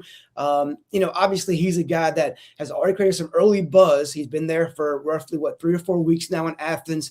He's one of those guys you're already hearing about being a dog, at Georgia, putting in those long days of conditioning, training, workouts, film room, seeing that goal to play right away. But he definitely has the intangibles to stay on the field at Georgia for 2 or 3 downs and multiple sets for the run defense, the pass defense. But he's a guy that's explosive. He's strong at the point of attack, and he wants to make plays. Again, he's another guy I can't say enough about. That's a team player. He'll do whatever they ask him to do, put him wherever they want him to line up, and he could definitely make some plays at Georgia in the future. He's the most important player in the class, guys. All right. I want to pose this to each of you. 2 players in the state of Georgia in the top 10, 2 players in the top 10 in the state of Georgia signed with the Dogs. Last year, most notably, I think it was Justice Terry that left the state. But this year, you had some really good players, Tyler Atkinson, Damian Guyton. And then already when it comes to 2027, the number 1 player in the state, David DJ Jacobs, is already committed to Ohio State. So what's going on here with Georgia in these in-state targets? Because we used to see him lock them all down. His NIL change it. What's going on? Chad, you can go first, bro. I think you just said it, Josh. It's just a matter of, how far does Kirby want to go with the NIL? He's not going to outbid anybody. It's going to be about the guys that want to play for Georgia, want to play Georgia's way, want to play for Kirby Smart, want to play for your teammates with the price that they offer. They're not going to go above and beyond just to outbid somebody for one player. The way they don't see one player winning a national championship. They see 85, maybe now 105 being part of that national championship roster. Georgia's going to pay. They're going to pay more once you get there, once you achieve something on the roster, make plays in the game, earn a starting spot, and so on. But they're not going to outbid, Texas for Justice Terry, Ohio State for DJ. Guys like that. Could that change over time? Yes. But right now, their big losses, for the most part, are obviously you're talking about the guys. DJ Jacobs, Georgia legacy.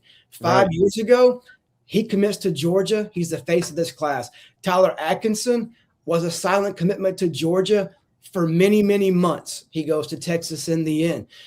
Justice Terry, first commitment for Georgia of that class a year ago. Stayed committed forever. Small suit was red. Manchester. Yeah, he was going. Georgia thought they had him the morning of Thursday. I was told Thursday he was a dog. I mean, Texas came in again. It's the NIL game that's definitely changed. Will Kirby adapt and adjust to that level? Right now, he's not. He's going to lose some of those battles because of that.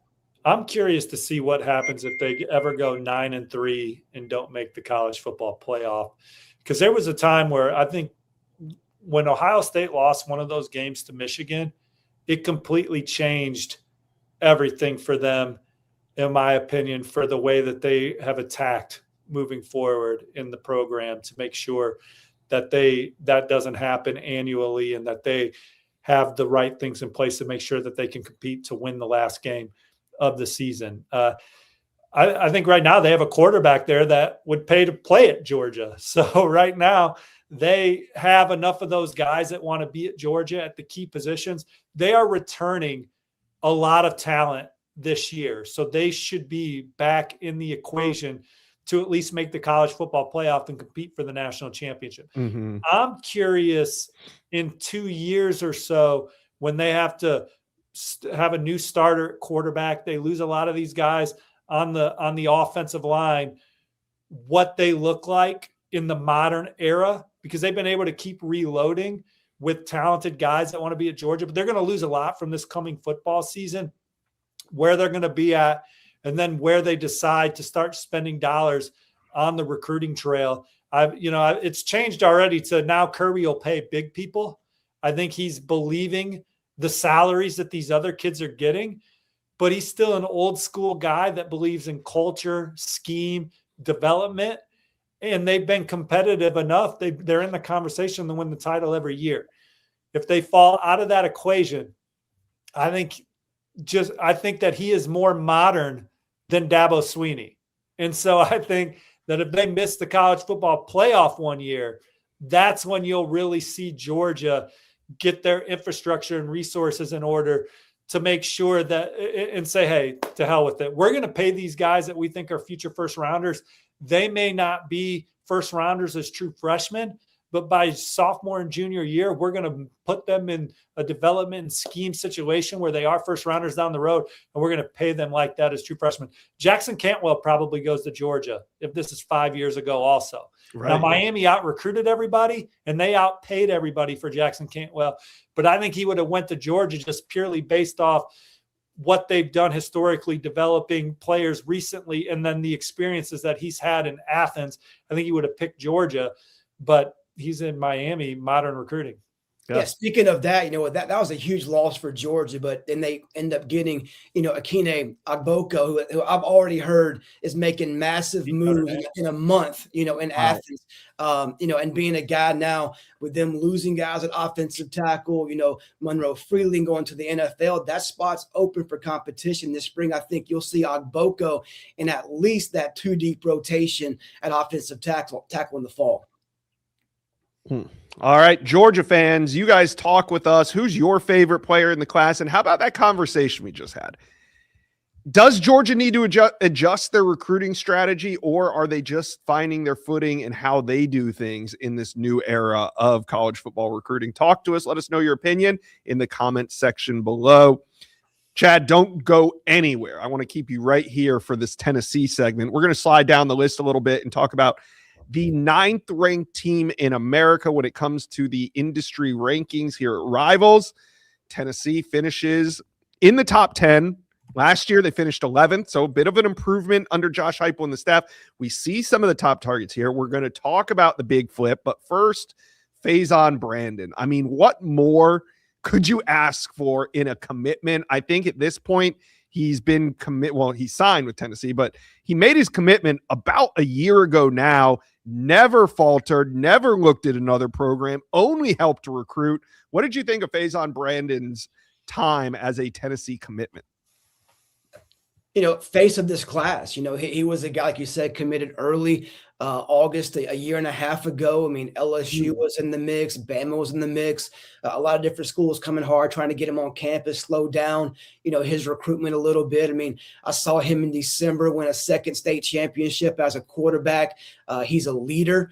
He's a part of this class. He had his hands in there with Tristan Keys as far as that relationship, playing together, quarterback, wide receiver. Tristan Keys even went to watch him play a game in North Carolina from Mississippi on his off week. They were that close to visit together in Knoxville. So Faison's a guy that knows how to win. He loves to work. He loves to compete. I mean, I'd love to see him kind of grow more as a vocal leader. Maybe that'll come in time in Knoxville, but he can make all the throws. He's athletic. He extends plays outside the pocket. He had a huge run in the state championship game I was at just a month and a half or so ago. And again, I think number one, he's a leader. He loves to work, and he's a winner. So three traits that Josh Heupel will get to work with a guy, which he loves quarterbacks and the offensive guy. He can have a lot of success in Knoxville. Steve, what impresses you about this class? Well, what a weird year for Tennessee, coming off a college football playoff appearance where they had to go to Ohio State and play the team that ultimately won the national championship at night, to their quarterback, their returning starting quarterback, who had, in my opinion, not given them yet a return on investment, but looking for more. He ends up going in the portal, so they end up making a trade. They get Joey Aguilar in there, but he didn't get a spring football with them to get acclimated.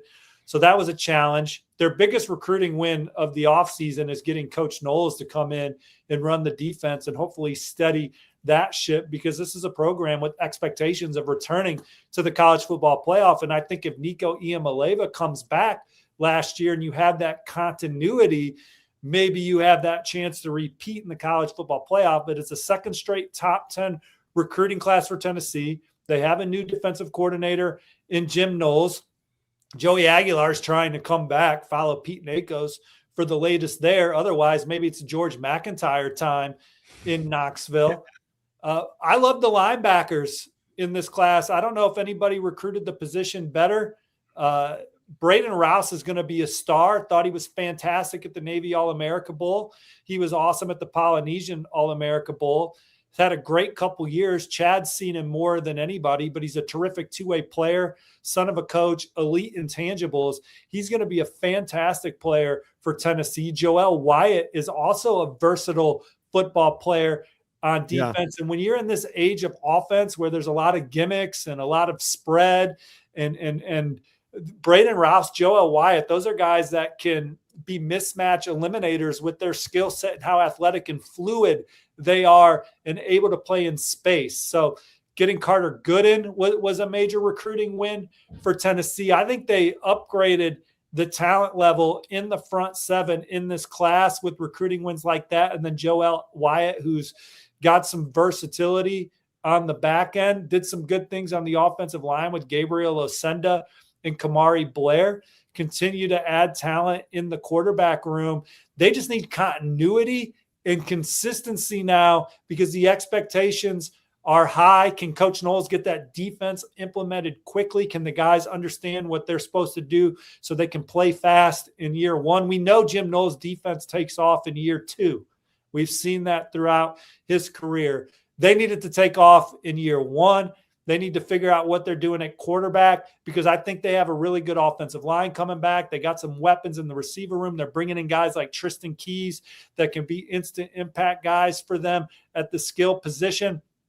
And then these linebackers, man, just terrific.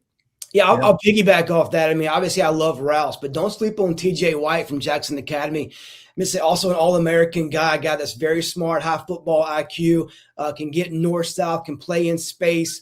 And I love what Tennessee did to kind of close out, the signing day back in December, flipping Carter Gooden from UCLA, flipping J.J. Finch from Alabama. I mean, getting the guy from Georgia, my state, Jordan Carter, an edge rush guy. They went head-to-head with Georgia Tech, Auburn, some other programs there. So a lot of good and somewhat late additions to this class to kind of put the cap on things back in December.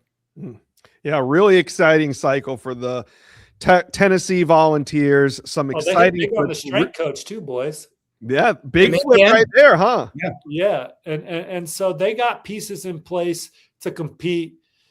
I think we're going to see more program continuity, and I hope people stay patient through this season because of the question marks at quarterback, Jim Knowles getting things implemented. The strength programs are really about to see this thing take off.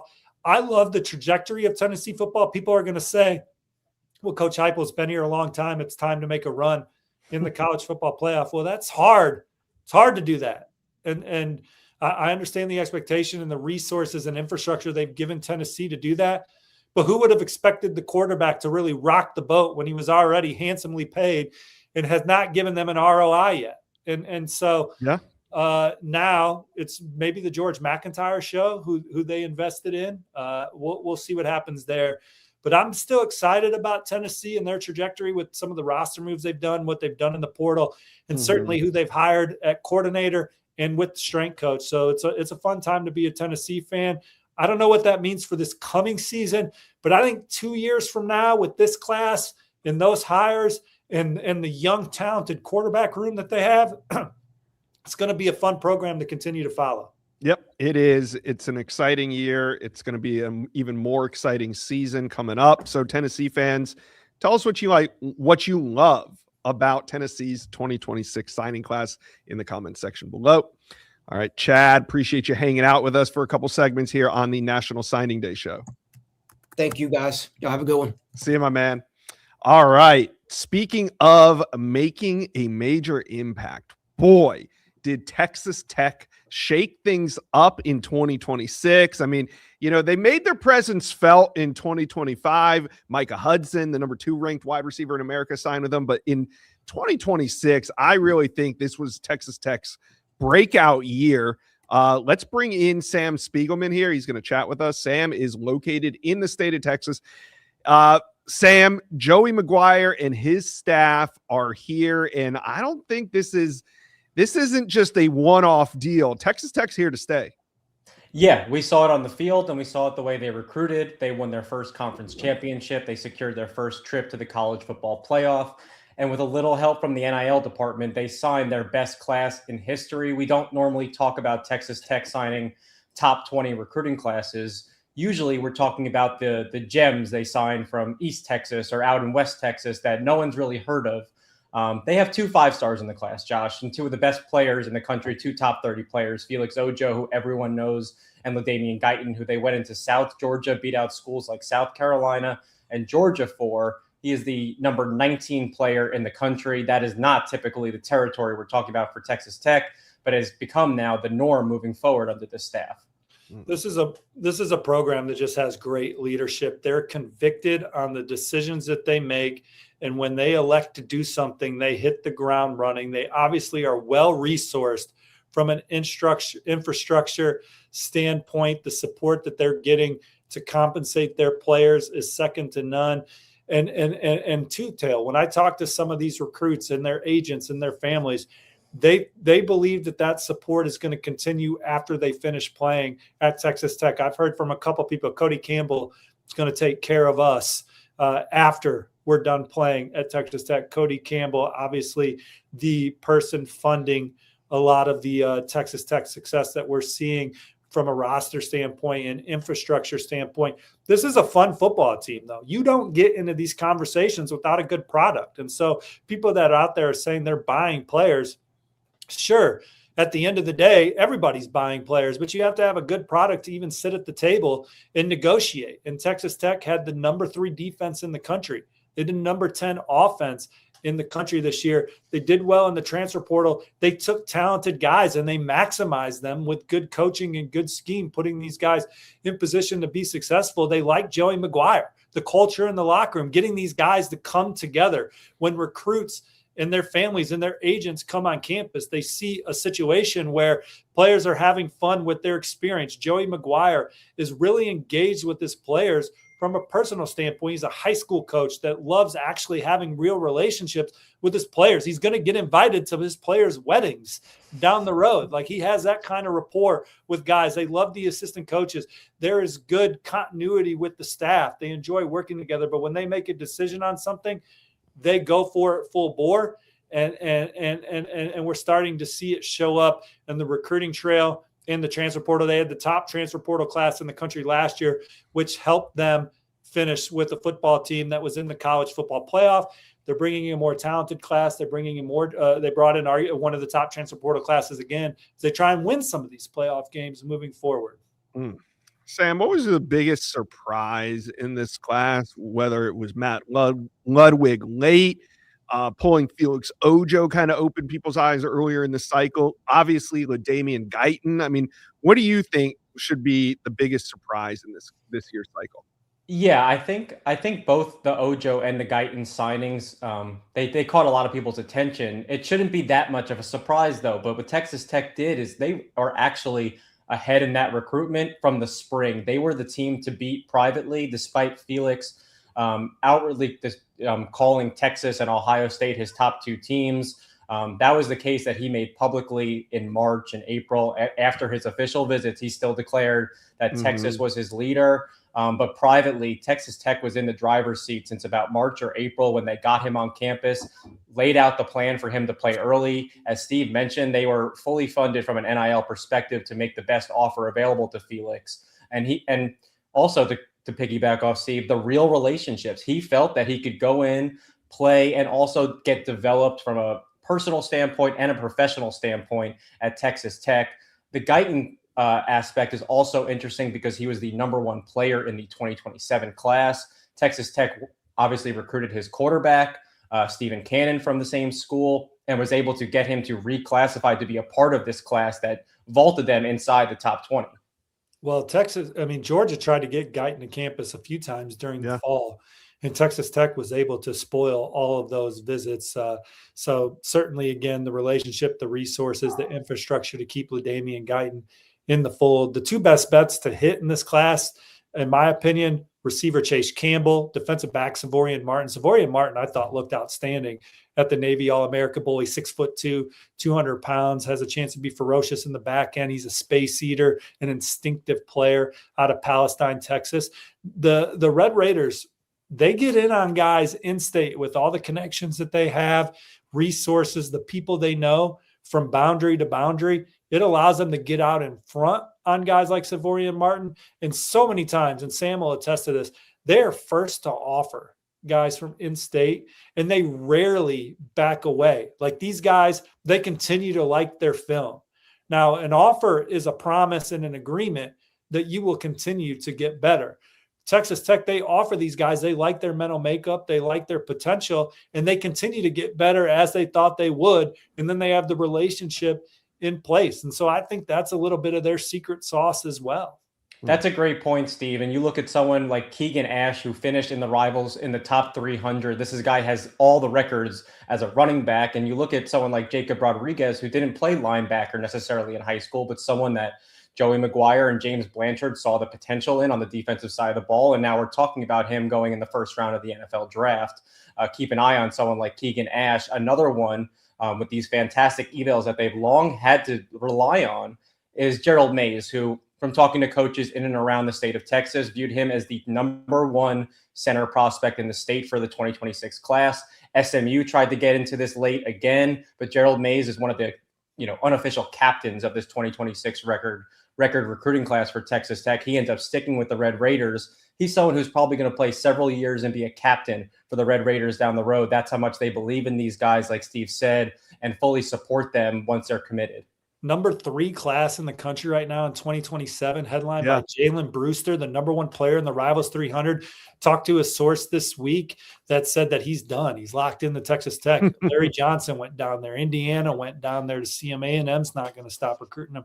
Quarterback Kavian Bryant, the number 1 rated passer in the Rivals 300 right now. Benny Easter, who we have ranked in the top 40 at Rivals, way ahead of the curve. As you know, all the other services will be playing catch up on Benny Easter, no question in my mind. And when you see his tape, he's physically ready to play at Texas Tech right now. He is an absolute explosive player. Felix Ojo, when he committed to Texas Tech, he's like, this is the least talented roster that Texas Tech's going to have. And here they are. They win the Big 12, and they're in the college football playoff. The arrow is up. They're recruiting at a high level. This 2027 class has a chance to go top 10. And Joey McGuire saw it from the moment he was hired. And he's the one that rallied all the resources and pulled it all together to be in this position. He is a visionary. His excitement, his juice has people buying in. Now they have the coaches in place. The players are buying in. The money is flowing in. They won the conference championship, but they're not the new Clemson yet. To be the new Clemson, you got to win some of these games in December.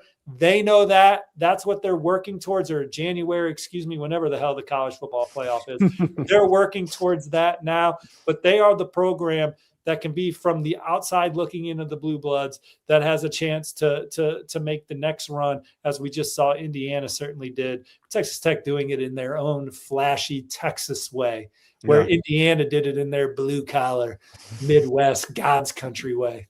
Hey, I think if there was two fan bases in America that had the most fun in the 2025 college football season, I think it was Indiana and Texas Tech. I think right now, a lot of these other programs are great as well, but they had very nervous seasons, on the edge of your seat. Like maybe at the beginning of the year, I think my coach is going to get fired. By the end of the year, you're winning your conference, but same game sometimes. Yeah, I just felt like I was kind of jealous of Texas Tech and Indiana fans for how much fun they were able to have during the college football season. So that's great. We're going to be talking Texas Tech recruiting moving forward. So Red Raider fans, make sure you're subscribed. All right, Sam, don't move. It's time to talk Texas A&M. That's another program you cover very closely. Mike Elko and the Aggies getting it done. Let's start with, what did you love about what Texas A&M was able to accomplish this cycle? We're going to talk at length about how many, Texas-based prospects are in this class that have us both excited, Josh. But what Texas A&M did is they recruited nationally in the 2026 cycle. You look at the screen right now, the number one cornerback in the country is from the West Coast. Mike Elko and his staff hit the West Coast. They hit the East Coast. They hit the Southeast. And they, of course, hit their home state of Texas to put together this fantastic class, a top 10 class. They're going to be in the mix for the number one class next year in 2027. There's a lot of positive reviews about Mike Elko and the infrastructure of Texas A&M right now. I spoke to an agent last week who said of all the SEC coaches his clients have been to, Mike Elko has it figured out better than most, if not the best overall. This is a program that's on the rise. We saw what they did with their SEC gauntlet. We saw the recruits they were able to bring in, the big flips they were able to get down the stretch of this 2026 cycle. I don't think they're going anywhere in the SEC. I think they're going to be back in the college football playoff, and they're going to have potentially an even more star-studded roster when they do so next year. Well, they certainly get more elite players on campus than any other program in the country. Every weekend is a recruiting weekend for Texas A&M for home games, for junior days. They don't take many weekends off around that program, and I think you see it resonating with the trajectory. They were one game away from the SEC title game 2 years ago. They're in the college football playoff with a home game this year. They plan on making a run with what they have coming back next year with Marcel Reed and company on this football team. They did well in the transfer portal, and this is a recruiting class that has some guys that can be instant impact. Brandon Arrington, you talk about what Elko helped recruit as the D coordinator and the head coach at Texas A&M. This is the most talented guy. The number one trait that you're looking for in the secondary for a top draft pick is makeup speed, and Brandon Arrington has a whole lot of that, in addition to being 6'2.5", 190 pounds. He is a special prospect at the corner position, and someone that I think is going to make an impact for them in year one, lining up across some of the best receivers in college football week in and week out in the SEC. They were extremely bullish on Aaron Gregory. That was their main guy at the wide receiver position. They got him committed early, got him in the fold, and certainly excited about him. KJ Edwards, number 3 running back in the country. They beat the Longhorns on him, then hold off LSU. And this is a class of balanced, like high-ranked, touted guys that they loved early, and then some guys that through having in camp were having great senior years they really pushed for. Jaden Warren's an in-state receiver that they flipped from Houston late in the cycle that had a really good senior year. And then Avery Morco is an in-state offensive lineman to keep an eye on for Texas A&M. He is someone that wasn't highly rated, but he is highly regarded in College Station. Some other guys of note in this class, Cameron Hamil, I think is a DB that they love. And Samuel Rosaboro, an offensive lineman that they committed out of the Sunshine State Rivals, is, of course, the highest on his rating. He is someone that they had to beat Ohio State on among others. It was a major recruiting win for them at the point of attack. Yeah. And they almost had a lot more. I mean, Sam, the Aggies were really swinging for the fences down the stretch. We did see the wide receiver flip from Houston, but I mean, they were taking some. Braylon Womack almost ended up in this class. I mean, the Aggies are on the precipice, do you feel, of competing for a number one class, and maybe they could do that in 27?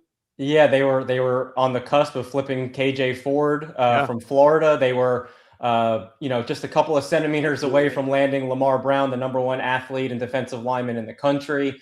2027, Steve touched on this. He talked about some of these offensive linemen that they brought in 26 with Morcho and Rosenborough, and I'll throw Zayden Krempin into that discussion as well, someone they're very high on.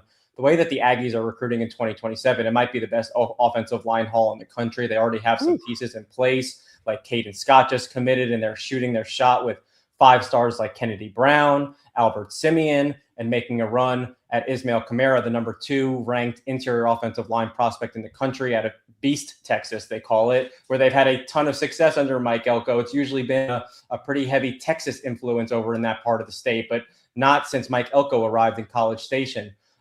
Texas is an absolutely loaded class for 2027, and Texas A&M is in it or swinging away at the best players in the state. But as I mentioned earlier, they have national appeal. They're going out west and getting Madden Williams and their quarterback Helman Kasuga, and getting Brandon Arrington, the number 1 cornerback. They're not afraid to step into enemy territory and recruit. And like Steve said, they have big weekends in Kyle Field during junior day and again during the season. That's a huge advantage for this Texas A&M staff. And they're taking full advantage. I think that they're going to be in a shot for at least a top 3 class and potentially the number 1 haul when it's all said and done. Yeah, Helman Kasuga was their guy at the quarterback position that they identified early as their favorite, who they were going to invest in from a resources standpoint. And they got him committed, and he never wavered, and he was outstanding at the Elite 11 finals, among the top performers for Rivals. If you go back and read our articles from that competition, when he's on the field, he's extremely prolific, accurate with the football, makes good decisions, can make the throws to all levels of the field, but more than anything, just has great command and confidence in himself under center, and has the traits to run A&M's offense at a high level. Victor Singleton, flipping him from Illinois, one of the top corners in the country out of the state of Ohio, shows the resources and infrastructure NIL that they have for him to never waver, but was certainly a big recruiting win. And Bryce Perry Wright out of Buford, Georgia, also one of their favorite guys in the class, a disruptive player up front that they're super excited about. So that kind of puts a bow on this Texas A&M 2026 class. The question marks going into the season for the Aggies, for me, is not personnel. I think that they have good players and championship caliber players across the board to compete and make a run in the college football playoff. Is the turnover on the coaching staff, right? Colin Klein, they lose their offensive coordinator, and they promote from within. Holman Wiggins, Joey Lynch. Is Coach Wiggins ready to call plays at a championship level? Obviously, Coach Elko believes in that, and I believe in Coach Elko for what he did at Duke, and certainly what he's been able to do at Texas A&M. But certainly just some changes on that coaching staff, losing Colin Klein. How do they respond going into the season? For me, is the question mark on A&M, because from a roster standpoint, what they've done on the recruiting trail, what they've done in the portal, it's easy to like that. Yeah. I want to wrap it up with this here. Just a more general question. How do you guys see the hierarchy in the state of Texas? Is it changing? I mean, I know Texas signed the number 1 class in America just last year, but it sure feels a little bit different in the state of Texas. Well, Texas is the favorite you would rank them number 1 in state, and they would be one of the favorites to win the national title next year with what they bring back. And you want to talk about resources, the money that they had in the transfer portal this cycle to erase recruiting misses.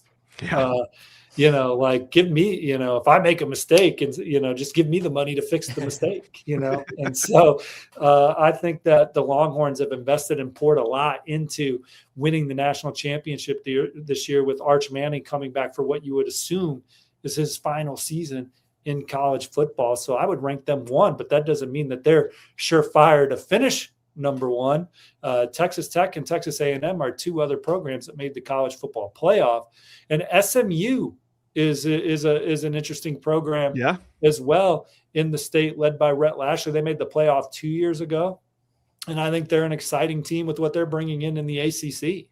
Yeah, I'm going to piggyback off Steve. Texas has been sitting in that top perch for a while. And, maybe 5 years ago, you'd be hard pressed for any of these teams to be scratching what Texas did on the recruiting trail. A&M under Mike Elko has closed that gap significantly. And the same goes for Texas Tech, as we spoke about not too long ago. Credit to Rhett Lashley and SMU. And it was SMU and Houston and Willie Fritz who signed the number one prospect out of the state of Texas last year. It's a little bit more parity nowadays. You also have to look at TCU, which signed 100% of high school prospects from the Lone Star State. If you don't think that's going to resonate with Texas high school football coaches, then you're not paying attention. The state of Texas is very competitive. Texas has set the bar, but it's way closer, way more parity than we've been accustomed to over the past couple of decades. And Baylor's hoping for a healthy Lagway. Yeah, absolutely. The whole state of Texas is just on fire. But when it comes to 2027, who would you say has a foot of, out in front of the rest? Well, you have to look at Texas A&M. Like we said, maybe is pushing for the number one class in the country. But just like Steve said, it's going to be hard to keep Texas quiet for a while. I think that they're going to be competing for an SEC championship and another playoff appearance under Arch Manning this year. They hit the ground running with this 2027 cycle. They already hold a commitment from the number one wide receiver in the country, Easton Royal. They just added a terrific Rivals 300 edge in Cameron Hall from DFW, and TCU, Baylor, and A&M also coveted Cam Hall pretty heavily. I think they're going to get a lot of dominoes to fall, but my eyes are on A&M right now for potentially the number one class in the country. When Texas pours a lot into a top target, they're tough to beat. You look at Atkinson, you look at the Johnson kid, the D lineman from Florida that they signed, flipping Richard Wesley, getting Diabell in the fold. Jermaine Bishop was a major recruiting win for them. And Derek Cooper, no one came close to prioritizing. No one came as close to prioritizing Derek Cooper like Texas did. So the guys that they invest in on the trail, they're very hard to beat. And I think one of the exciting wins that Texas had is Samari Matthews, who, again, certainly shows the chops that they have on the trail when they want to have them. But A&M, they are formidable on the recruiting trail. They have a great coaching staff that's maximizing what they have internally on the football team. Got some question marks at OC this year just because it's someone that hasn't done it before. He may end up being one of the best in college football in Holman Wiggins, and he's got a veteran quarterback returning, a 3-year starter at the same school. That's damn near unheard of in college football this year. Obviously, their D coordinator, Jay Bateman, moved on to Kentucky. He's a really good football coach, but Mike Elko calls the defense. So it's his show on that side of the ball. So the Aggies are in an exciting place right now in one of the states where it's the center of college football right now with how many good football teams there are in the Lone Star State. Absolutely. All right. Yeah. And I feel like Texas is becoming like the epicenter of in-state battles. A lot of the times it's, the state of Florida. But right now, 2 of the teams in the state of Florida are down, whereas it just seems like Texas is hot right now. So we appreciate you, Sam, for talking a little Texas Tech and Texas A&M. Happy signing day, guys. All right. We appreciate you. Now, let's not stop with the Texas theme. Let's bring in Justin Wells of Inside Texas. How can we not talk about the Longhorns and their top 10 class? Of course, finishing number 1 last cycle. It's hard to go back-to-back number 1, Justin. But what do you love about this number 10 ranked class for the Texas Longhorns? I mean, there's a lot to love. They went coast to coast. I think they did a good job in state, but they really did a good job from the east to west coast. They got their quarterback really early in Diabell. They got their heat-seeking missile in Tyler Atkinson that they had to have, losing guys like Anthony Hill Jr. and Leona LaFau in the offseason. Richard Wesley, you flip him from a backflip into the pool, into Austin. I think that was big because they needed that edge guy for the foundation of that position.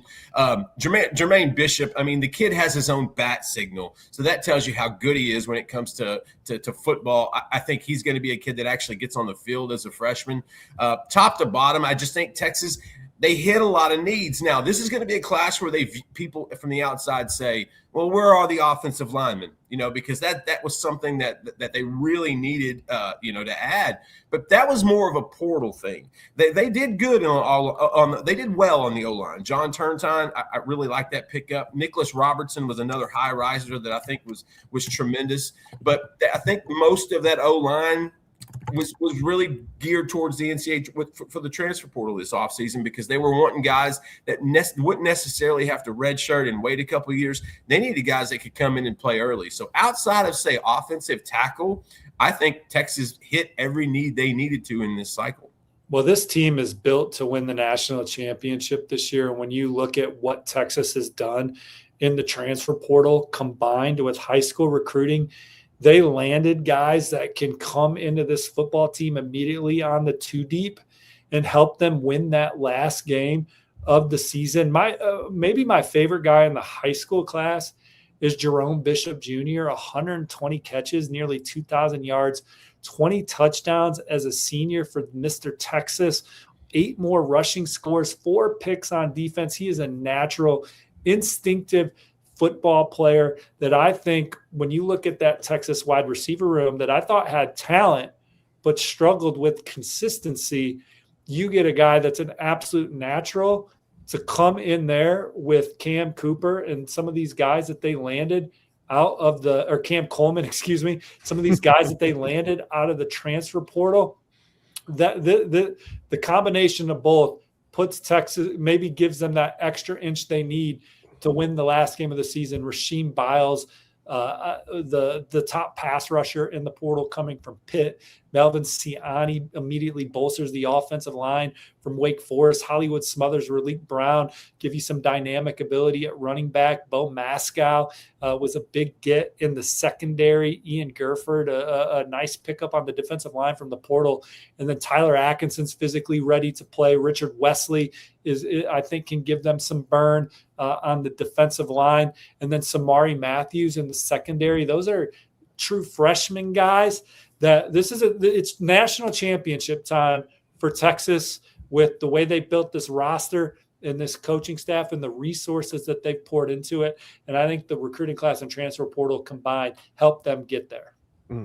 How do we feel about Dia Bell? What's his path to becoming a starter? Is he ready to kind of learn behind Arch and then take the reins? Do you see that as his path? Elite intangibles. I'll let Justin take it from there, but he's kind of in that mix with Jaira Edwards as some of the better leaders from this class. Jaira Edwards, who we talked about in the Alabama section, Texas fans, he's a star defensive back at St. Francis. No doubt who the leader of that football team, one of the top high school football teams in the country, was the last 2 seasons. Being around Dia Bell, amazing work ethic, amazing intangibles, leadership qualities that you see from Arch Manning right now. I think, it's funny because, all the hoopla is around Arch, it kind of similar to last year. And then we got to see what he looked like after about a month into the season, and everyone saw, oh, okay, wait a minute. Yeah, you're right. He's back to being probably the number 1 pick in the 2027 NFL draft. That quarterback room is deep. It really is. And here's the thing I love about Dia Bell. He was brought in he doesn't have to play immediately. Sark doesn't like to rush any position, but particularly quarterbacks. He's actually really, really hard and tough on those guys. He likes to really put them through the ringer. And so Dia Bell, he missed almost his entire senior season. So this offseason is going to allow him not only to get healthy, and he's a full go in spring, by the way. It's going to allow him to kind of get back into his groove because he hasn't been on the field that much in the last year. I think that's huge. With KJ Lacey, with MJ Morris kind of being a bridge there until Dia Bell is ready, I think that's probably who he'll look at as a backup. But, Arch Manning's gone in 12 months, and that's going to be a wide open competition between KJ Lacey and Dia Bell. And that's where you're going to see Dia Bell's leadership really, really thrive because this is a guy, Steve said it well. Dia really is he recruited this class behind the scenes. You didn't see him do it on Twitter, Instagram, on social media. He was actually doing it on the phone, behind the scenes, meeting up. Where it counts with substance. And look, I remember when CJ Stroud made his first career start for Ohio State on the road at night against the Minnesota team, and people were slamming him on Twitter for being a 5-star recruit. And this is the guy replacing Dwayne Haskins and yada, yada. I don't worry about the quarterback position under Steve Sarkisian, and I think he knows how to scheme first downs as well as anybody in the country. He just needs the players that can consistently hold on to the football and make plays. And Texas is going to move the rock. And he's got Arch Manning under center. There were a lot of dumbasses in the media that were slamming him in his first start on the road against a loaded Ohio State defense with the best secondary in college football, with some inconsistent pieces around him on offense. His first start, Arch Manning is the favorite to win the Heisman Trophy next year. Texas is putting a lot of pieces around him next year, and I think he's going to live up to those expectations. And then whoever's the quarterback after is going to have big shoes to fill. But Steve Sarkisian has historically shown that he has got it on offense. The receivers are schemed so wide open. I mean, Devontae Smith was so wide open at Alabama when you knew he was the best player on the field. I mean, it was just, he is a magician. Just need to make sure you have more consistency within your players. So making sure you're taking the right guys that can play in that moment. And I think they did that with what they did in the portal, erasing some high school recruiting mistakes, and then getting a guy like Jermaine Bishop Jr., who's got a chance to be a Biletnikoff winner when all's said and done. Hey, reconstructing that O-line was huge. Like, this offense really started clicking in the second half at Mississippi State. That's when A.J. Milwee actually went from the turf to the booth. And they started seeing things. They went more 11 personnel. They started changing stuff around. So we saw the offensive line play a lot better. They filled some major holes in that O-line. This offense wasn't a bad offense the last month of the season. If anything, Arch was in high gear. Now you put the Cam Coleman, like Steve talked about, your Derek Cooper, and you've reconstructed that offensive line, building around future first-round pick Trevor Gooseby and probably Brandon Baker. That's where this offense is cooking with gas. Yeah, I agree. So let's wrap up this Texas segment. What do you think was the biggest hit, the biggest miss for Texas in this 26 cycle? Is that you, Steve, or me first? You take it, Justin. You're the insider here. Okay. Oh, man, that's a good one. Honestly, I think the biggest hit was Richard Wesley. And I say that because I feel like outside of quarterback, they love to build from the defensive line and the defensive interior and that edge. Like, that's just the pattern of Sark in the last 5 to 6 years. That's just you see that. So I think being able to get, because Wesley kind of came out of nowhere. Like, he came in for that visit, and then in June, and then all of a sudden, boom, he flipped. And so I think that was the biggest hit. The biggest miss, oh man, that's a tough one. I'm gonna. I could name a lot of them, but I'm going to go with Javian Osborne. I absolutely love the running back out of Forney, signed with Notre Dame. He is going to do great things in South Bend. Listen, he is an unbelievable kid. He's got that low center of gravity. He has no weaknesses. Texas, he would have been a Longhorn if Rashard Choice was still the running back coach, but hey, things happen. But that's it. Between him and KJ Edwards, the tailback from Carthage that signed with Texas A&M, I think those were probably my two biggest misses. Granted, they got Derek Cooper. They filled in the blanks. Coop, hey, hanging with Coop is a good thing. But, man, I really miss Javian Osborne and KJ Edwards. Yeah. All right. Well, still top 10 finish for Texas. Really great start for 2027. We will be talking a lot with you on this channel throughout the offseason, just as well as Inside Texas. Appreciate you stopping by today's show. 10-4, nothing but love. All right. There it is. What a sign-off. I love that. Yeah. People that do the national news wish they had a sign-off like that. 10-4. I know. I wish they did. We All right. Justin Wells. We are going to move out of the state of Texas. Finally, I think we've been talking about the state of Texas for the last hour. Let's talk about the Miami Hurricanes. How about it? Number 8 class in America. A great season. What a run. Deep into the playoffs to the national championship. Thought they were going to come out on top, but it was destiny. The Indiana Hoosiers beat Miami in the national championship. One of the best games I've watched in a long time. So let's talk some Miami recruiting with the newest insider in the market, EJ Holland. welcome to the show and welcome to covering the Miami Hurricanes. It's not a bad time to jump in that market right now.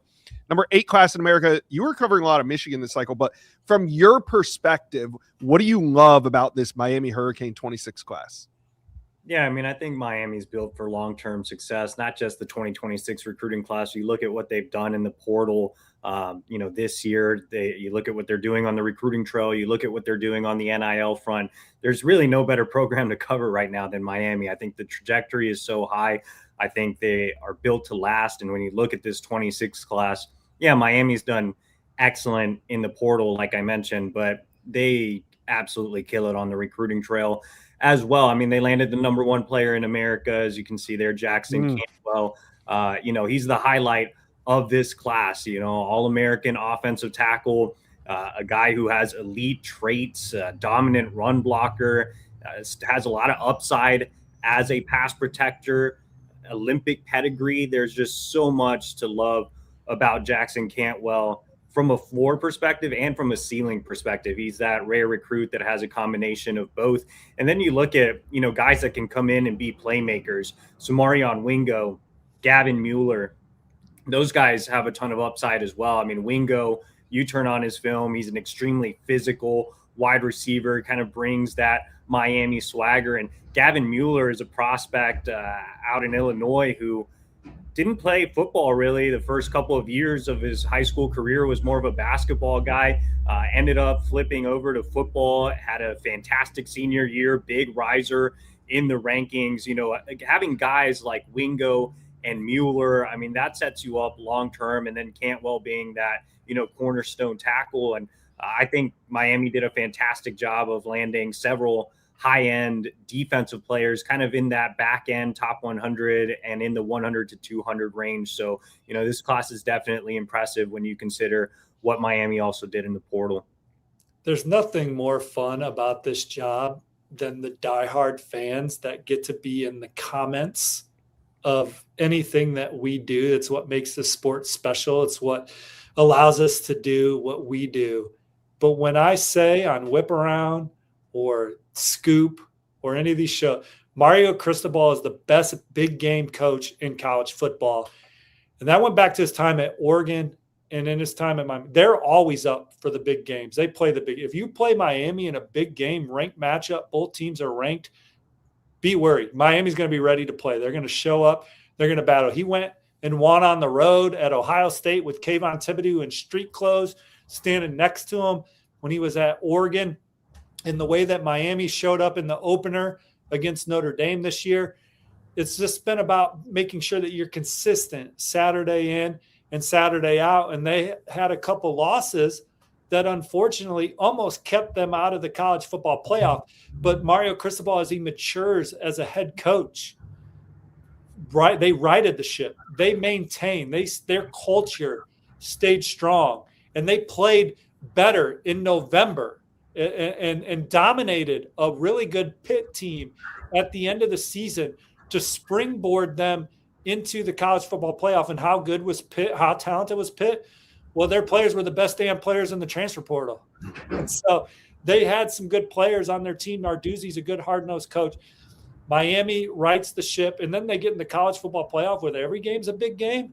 Well, they were ready to rock and roll every game. And then to EJ's point, they're bringing back a football team next year with what they did in the portal, getting Mensa away from Duke.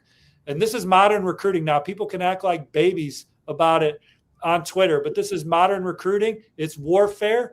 In Miami, when they set their sights on a position of need, they are relentless. And maybe they didn't go undefeated at the positions of need, but when it was all said and done and it was the last day that you could add players, they got the difference makers where they needed them to come back next year and try and win the last game of the season. And so I'm excited about this recruiting class, what they did from the playmaker position. Samarion Wingo, Milan Paris, and Gavin Mueller. That is a hell of a combination for a mismatch. These guys are physical specimens. I mean, Gavin Mueller is a first off the bus type, no matter who signs him. Samarion Wingo and Milan Paris They don't look, Samarian Wingo is going to be that 6'2", rocked up, tough to tackle and space guy. And then Milan Paris has all those 6'4.5", 205-pound length, size, speed standpoint. Those guys are terrific. Keyshawn Stansel, flipping him from Clemson on the defensive line. One of the more pivotal flips. James Dunnigan is a very athletic, versatile defensive back that is a championship caliber player. Ashari Charles is an exciting player that gets after the quarterback like no other in this recruiting class. So they got relentless players that fit the style of play. Karsten Bush was a major flip for Miami. He is going to be a name you hear at the linebacker position for years to come, going up to Louisville and landing him. They stacked this class with hard-nosed, gritty guys everywhere. And obviously Jackson Cantwell's the jewel. And certainly you go to On3 right now, Pete Nakos has a story about what Jackson Cantwell's going to make in year one. Go read it. It's a lot of money. Well-deserved. They're paying him like a future top 5 pick. And the way Alex Mirabal and Mario Cristobal have historically developed offensive linemen, there's no reason to think he won't be a top 5 pick. But it wasn't just modern recruiting that landed Jackson Cantwell. No program reached out to him more. He said Miami recruited him the best, talked to him the most. Mario Cristobal, Alex Mirabal. And then the trajectory of the program, he believed in it, and they went out and validated it with the season that they had this year. Jalen Waters, is a specimen in the secondary. Ben Congdon was a really good offensive lineman. And Miami committed Joel Irvin early from Fort Myers. That's probably the sleeper of the class for them from a notoriety standpoint. Vance Spafford, a wide receiver, they flipped from Georgia. From California. It was Spatula City for Miami. They landed key in-state guys. They crushed it in the transfer portal, and they are always ready to play in big games. And so I thought the way Mario Cristobal turned the corner as a head coach, kept things together for them to rally in November, it just shows that this is a team that we're going to be talking about for a long time. They are the program in the ACC. The Clemson ship has sailed a long time ago. SMU is probably their biggest competition in the ACC. Maybe I forgot somebody right now. Virginia Tech's certainly going to try and build it up under James Franklin, and we know that they're going to be a hard-nosed football team under James Franklin. But this team is built to make a run for a while and maybe eventually get another 30 for 30 because North Carolina's not there yet. They got a lot of question marks.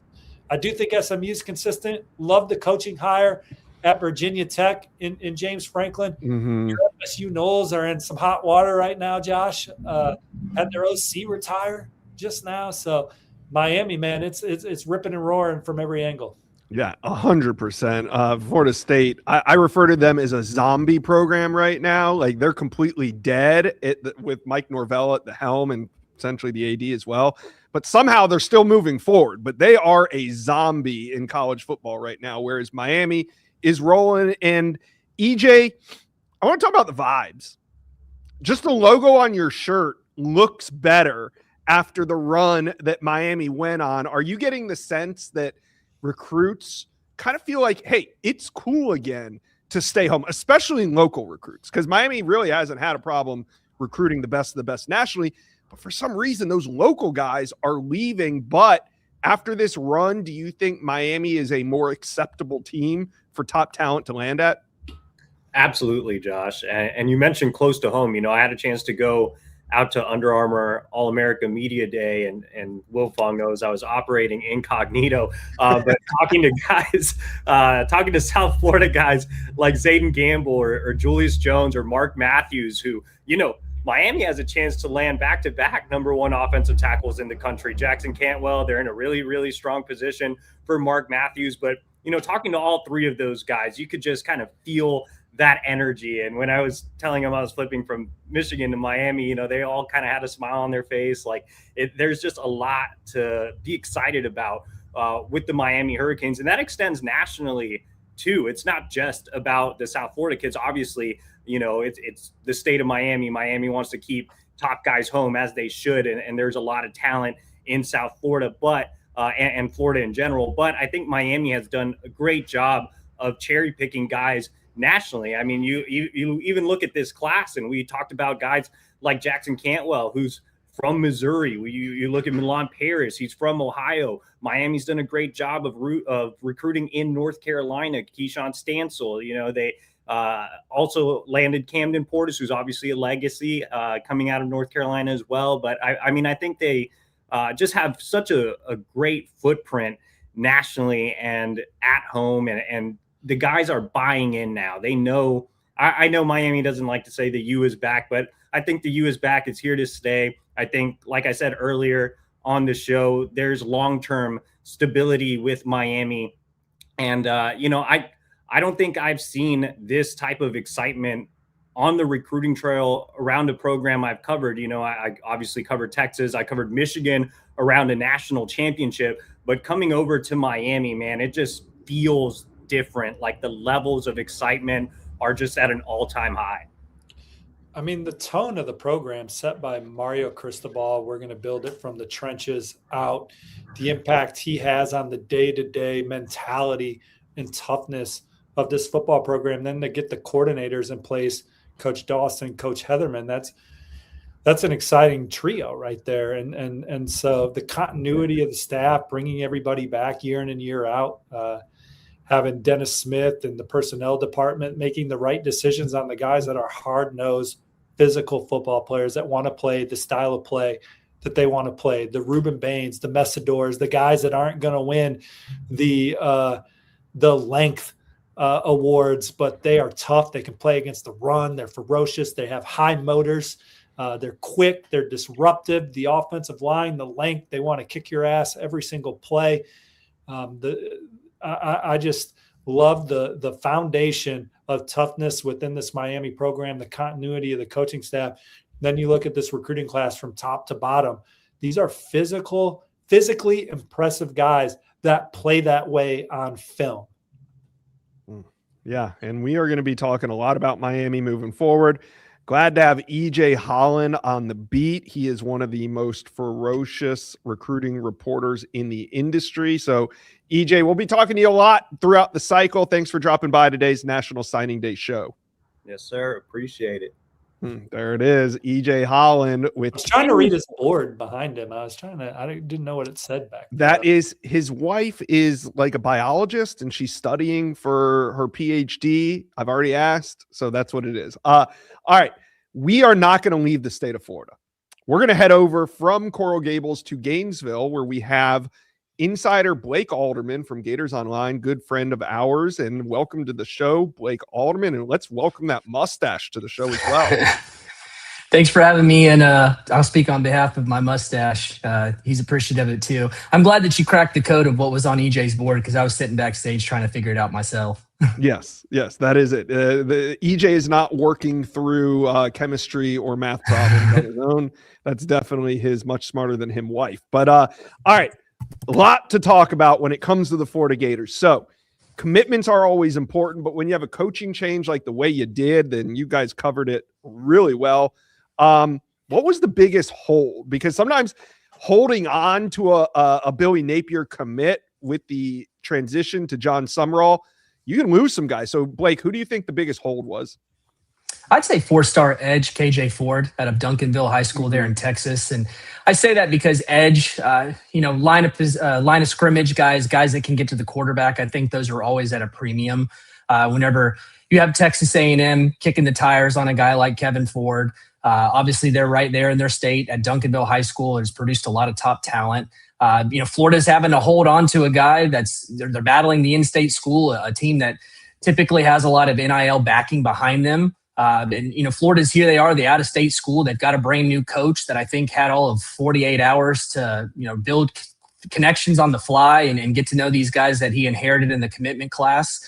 I just think that's impressive considering an out-of-state guy, trench guy right there, someone that comes from a high-profile high school like that, to be able to hold on. I think that was pretty impressive as far as all those. But, for Florida to hold on to basically all but one of their commits that were there after the coaching change and through all of that, and then John Summerall's hired, I think that's also impressive in itself. There's a lot of guys, but I think for me, Ford is the one that jumps out the most.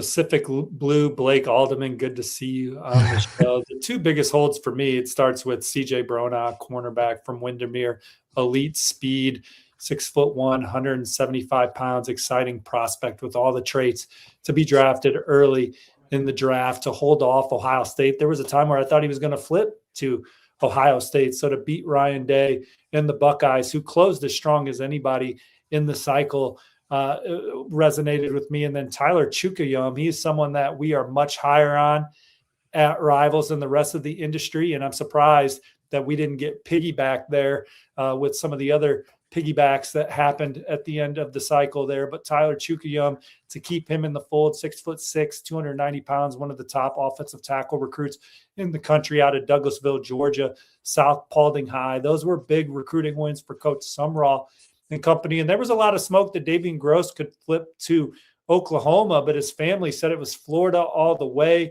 That offense, the SEC, the Florida being there with Coach Sumrall and company, the Gators, and kind of what we talked about from an NIL and resources standpoint, Florida is armed.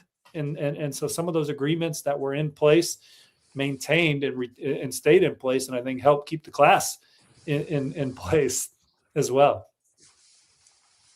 Definitely. I think whenever you deal with today's age in recruiting, NIL, I mean, it's impressive to see Florida hang on to all but one of those commits. But in the NIL age, obviously that surely helps you out a lot. And I guess now, at least for me, I have a baseline of what that can do for the coaching change there, just because I don't know that I've seen many schools, and you guys see it on more of a national scale, hold on to as many as they did in a coaching change like that.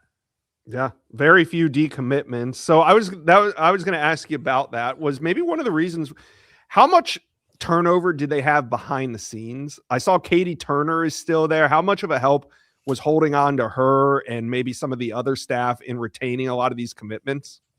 I think it was big, and I say that Katie Turner was big in that because she puts together a lot of the visits. She helps sort of bridge maybe the coaching staff to the recruit and the family. So I think that she was big in there in the sense to where, obviously uncertainty is never going to be in your favor when you're dealing with a coaching change. And I think that just having someone to kind of explain what's going on and just maybe Florida still itself, get to know these coaches, sort of just being that bridge, like I said. So I think she was big. I think other people more on the personnel side behind the scenes. You've got Joe Hamilton, who has a lot of those ties in Texas. We talked about Kevin Ford.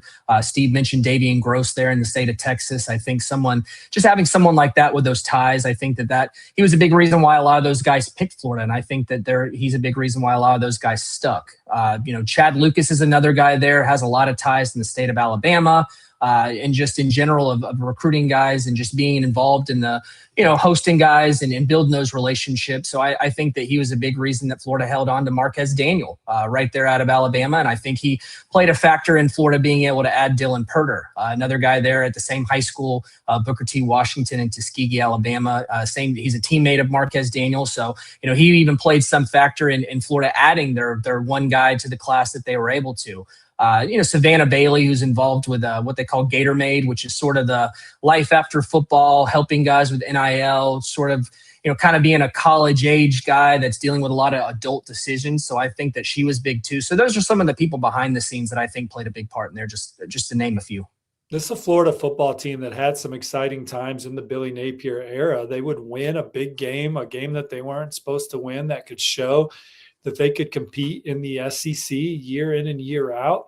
Just didn't obviously have the consistency necessary to compete at the level that you want to see at Florida. So that's why Coach Sumrall's in place to bring some consistency, to get this program pulling in the right direction day in and day out to compete at the highest level in the SEC. They brought in some really good coordinators. Buster Faulkner was a major win for this new coaching staff moving forward, who was at Georgia, then at Georgia Tech, now at Florida. They get Aaron Philo out of the transfer portal, one of the most prolific passers, if not the most prolific passer in Peach State high school football history, to come there and compete with Tramel Jones. This wide receiver room is young, but very talented. One of the biggest recruiting wins for Florida this offseason was getting offensive line coach Phil Trotwine to Gainesville. Florida fans are already seeing what that means on the recruiting trail with some of the guys that they were able to visit in January. But he is a hell of a coach. He's at his alma mater now, at Florida, which always adds a little extra juice and flavor to it and fits the style of play that Coach Summerall wants to have at Florida. And I think if they are able to get consistent play with depth on the offensive line, you're going to see a team that's all of a sudden in the conversation to win the SEC. So going out and getting Phil Trotwine was major. You're bringing in Coach Summerall, who took Tulane to the college football playoff, that had a consistent football team there. Getting that going at Florida, obviously much easier said than done. But love some of the staff moves that they made, and love seeing Pete Nako sitting next to Joshua Newberg on set. This show is really taking off in hour number 3 coming up. Yeah, we snuck him in. Blake, who do you think is maybe the most instant impact signee from this class?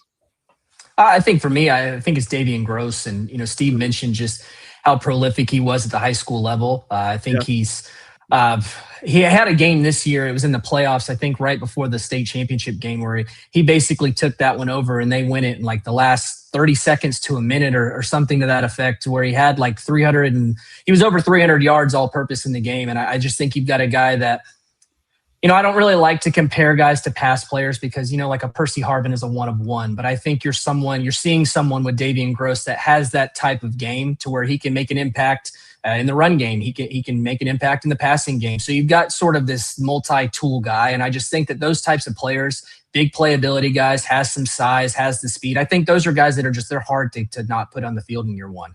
If Hezzy Kent embraces offensive tackle, he's got the skill set to be a really good player at the point of attack. So you combine him with Tyler Chukyum and get him under the tutelage of Phil Trotwine. I like that. This was not a championship caliber defensive line class, so Florida's going to need to upgrade there, probably with a really good portal haul and some really good high school recruiting in 2027. But there's some pieces on the roster already. Love the coaching staff. The way that they were able to pull together some big visit weekends right off the cuff shows how much they're pouring into recruiting and transfer portal. So better days ahead. Some pieces in this class, particularly at wide receiver and in the secondary, that I think can, and then the 2 tackles I talked about, I think they have some traits, and you got Phil Trotwine there that can get it out of them. All right. We are going to have a great time covering Florida recruiting. Blake Alderman, you guys do a phenomenal job at Gators Online. All Gator fans should be there. Appreciate you dropping by today on National Signing Day. Thanks for having me on. Thank you. And as you can see, this box is full. We got Pete Nako's here, our guy. So naturally, we got to talk NIL, right? So let's start with, what's your guys' opinion on NIL? Is it causing chaos, or is it actually kind of making things a little simpler for recruiting? You want me to dive in first? Sure. All right. Why not? All right, I'll dive in first, Steve. You're the guest. Sure, let's do it. You look at NIL's impact in high school recruiting, and the place you got to start is realizing that most of the money that programs have right now is being put to winning in the transfer portal and retaining starters. So from there, you kind of have your pool of how much you're going to spend on high school. Everyone's doing it differently. USC brought in 35 guys. They're viewed by many as, the highest spending class in this year's portal, in this year's high school recruiting class, excuse me. I would tell you that, as the years go on, NIL and how it's used in high school recruiting just becomes more and more professionalized. And at the same time, too, you're still seeing that the people with the highest budgets are some of the biggest winners. But at the same time, too, more and more schools have cash to play with. So there is some more parity in terms of seeing where, a 5-star recruit goes and things like that. LaDamian Guyton was really the only one that came out of left field of like, this dude went to Texas Tech and we know why, right? NIL is settling a lot of recruitments once the kids figure out who their favorites are and then who they want to invest in. There's who is your $1 million handful of guys that you're going to give $1 million to, and then it kind of works itself out. The one thing NIL is doing is making for less decommitments. Yeah. Because they're agreeing to terms and already getting paid before they arrive. And sometimes family members are getting paid, and all kinds of things are still going on. But NIL has certainly just pushed up the wildness. I mean, the summer's wild. We're, you know, those signing day flips that we used to get in February, they still happen. They just happen in June now. You know? July, yeah. But once they come to terms, then it's over for the most part. And it's hard to get a guy to serve. Now, can you still pay a guy to come take a visit even though he's fully agreed to terms? Yeah, then it's going to take a lot to move heaven and earth after they take that visit that you paid them to take to even get them to renege on the original contract. So the NIL is certainly impacting recruiting, but you still have to have the product that they want to play for before you start talking dollars and cents. All right. So when it comes to the 2026 cycle, who do you think, who was the biggest NIL battle? Where were these big money battles fought? Yeah. So you look at this, right? We were in a story today for On 3 and Rivals about, you know, inside the NIL negotiation process, you spent the most money, who were the highest paid recruits and stuff like that. I think you got to start off with Jackson Cantwell, and you got to start with Jackson Cantwell because he is going to be the highest paid true freshman in 2026. I mean, Steve and I spent a lot of time on this recruitment. We thought it was Georgia, then it was Miami at the last minute. I think you got to start there, but past that, right? You got Luke Waffle, who finishes Rivals #1 recruit in the country. That was Ohio State negotiation one. Yeah, Ohio State, Penn State, USC wins out in the end. But that, I remember Steve and I were making calls up until when he committed, and that was a wild one too. So there's more. You know, you got Tristan Keys, who lands at Tennessee, and you know, Mark Bowman wasn't exactly you know, an all-out NIL spending battle bidding war, but he ends up being one of the highest paid players in the country. Would you say maybe the highest paid tight end out of high school in NIL history? Yeah, in college football history, yeah. So Luke Waffle commits to a number at USC that was originally under $1 million. I think it was around like 800. Yeah.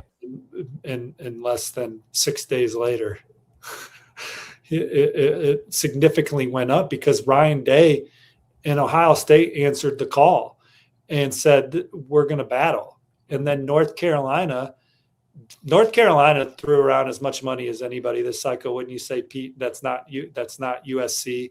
I think that they're well funded. Texas Tech obviously threw around a lot. Yeah. And then Penn State put a big number on the table at the last minute for Luke Waffle as well. But USC was just not going to be denied in the Luke Waffle sweepstakes, and we understand why. And he represents the caliber of player we haven't seen come to USC since the Pete Carroll era. Yeah.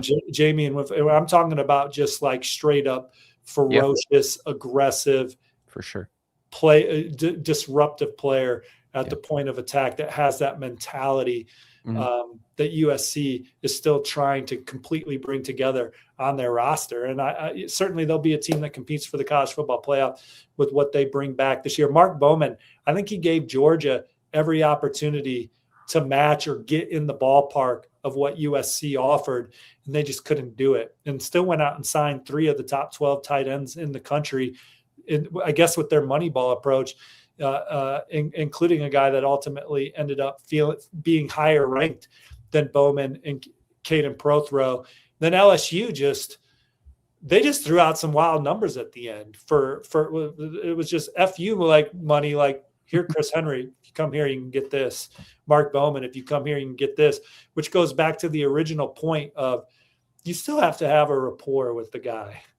You know, NIL wins the battle in the end, but after you get past some foundational structure for most guys, and that's not everybody falls under that rule of thumb, but Chris Henry didn't know anyone at LSU. Mark Bowman didn't really know anyone at LSU.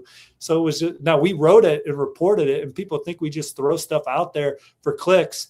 Do we get it? We there's so many passionate college football fans. We don't have to do anything for clicks, man. We just tell the story. It's exciting enough as it is. I agree. Yeah.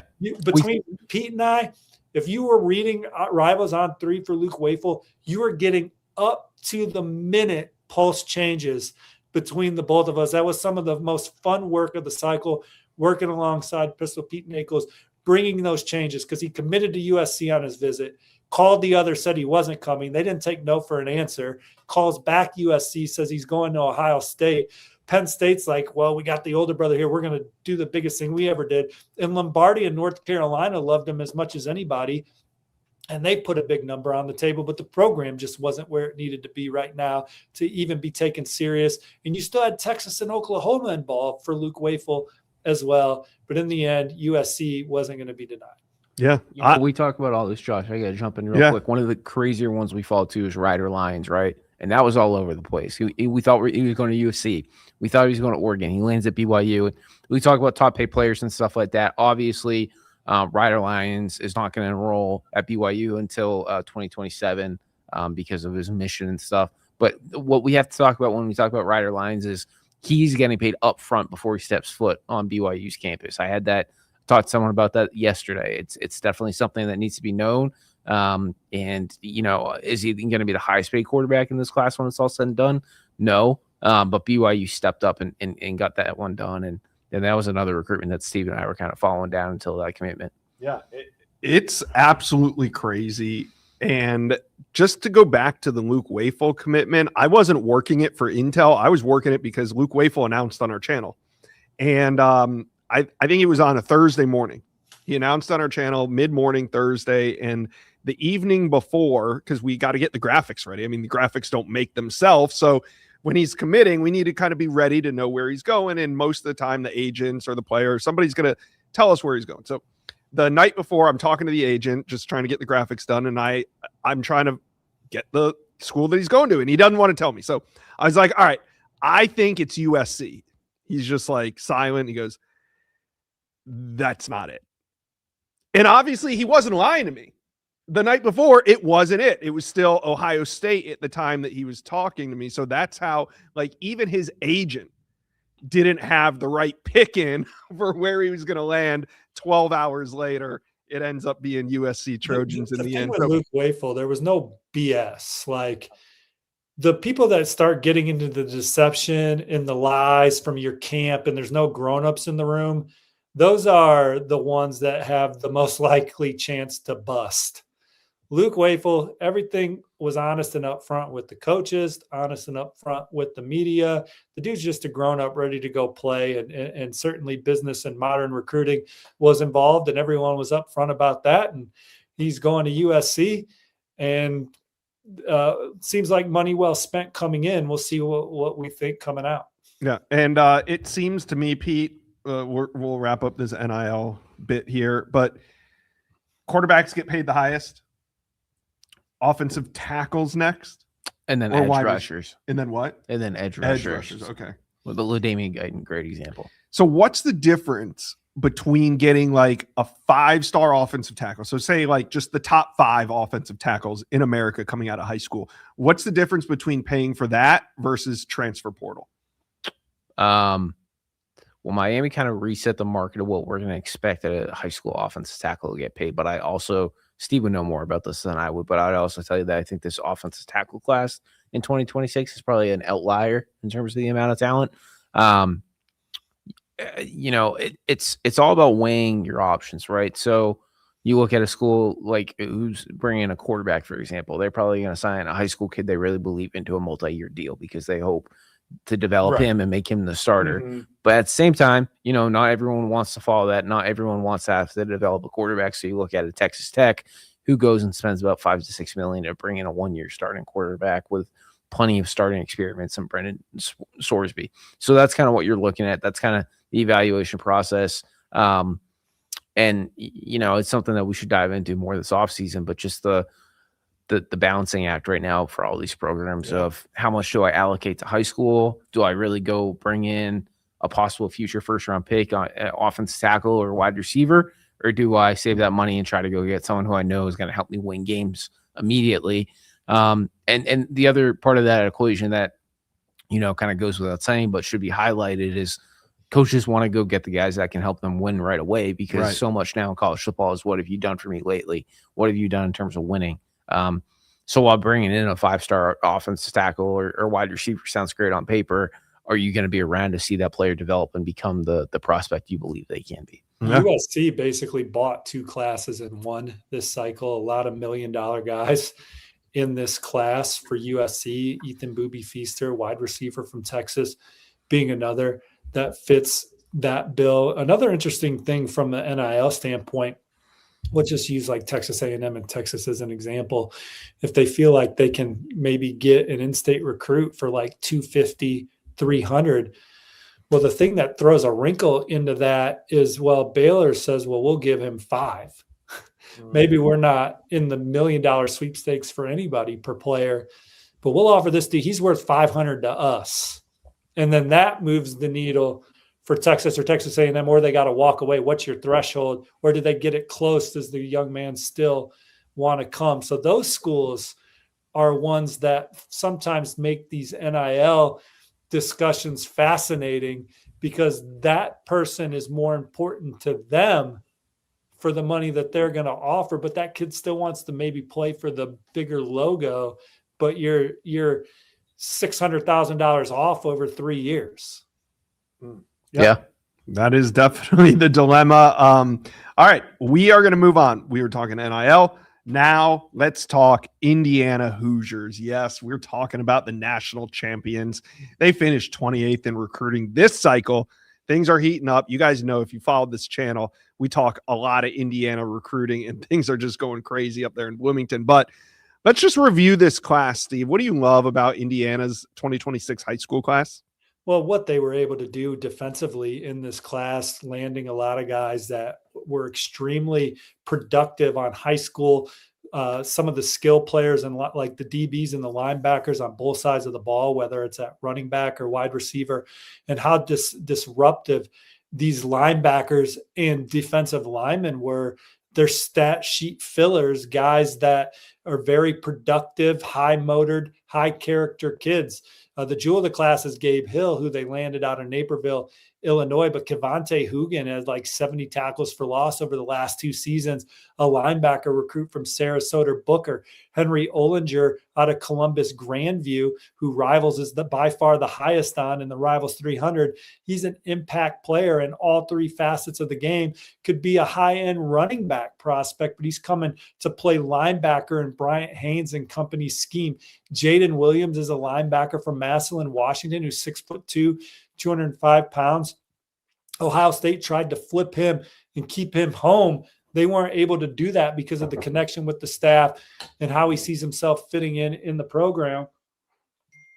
Casimir Hicks is a 4-star defensive back who were also highest on again in the Rivals 300, who is arguably the top high school football player in the state of Indiana. So getting out, winning guys like that. Cameron McCaney's a ferocious player on the interior. Ronell Johnson's a high upside edge rusher. DeMonte Timms is a safety that they coveted.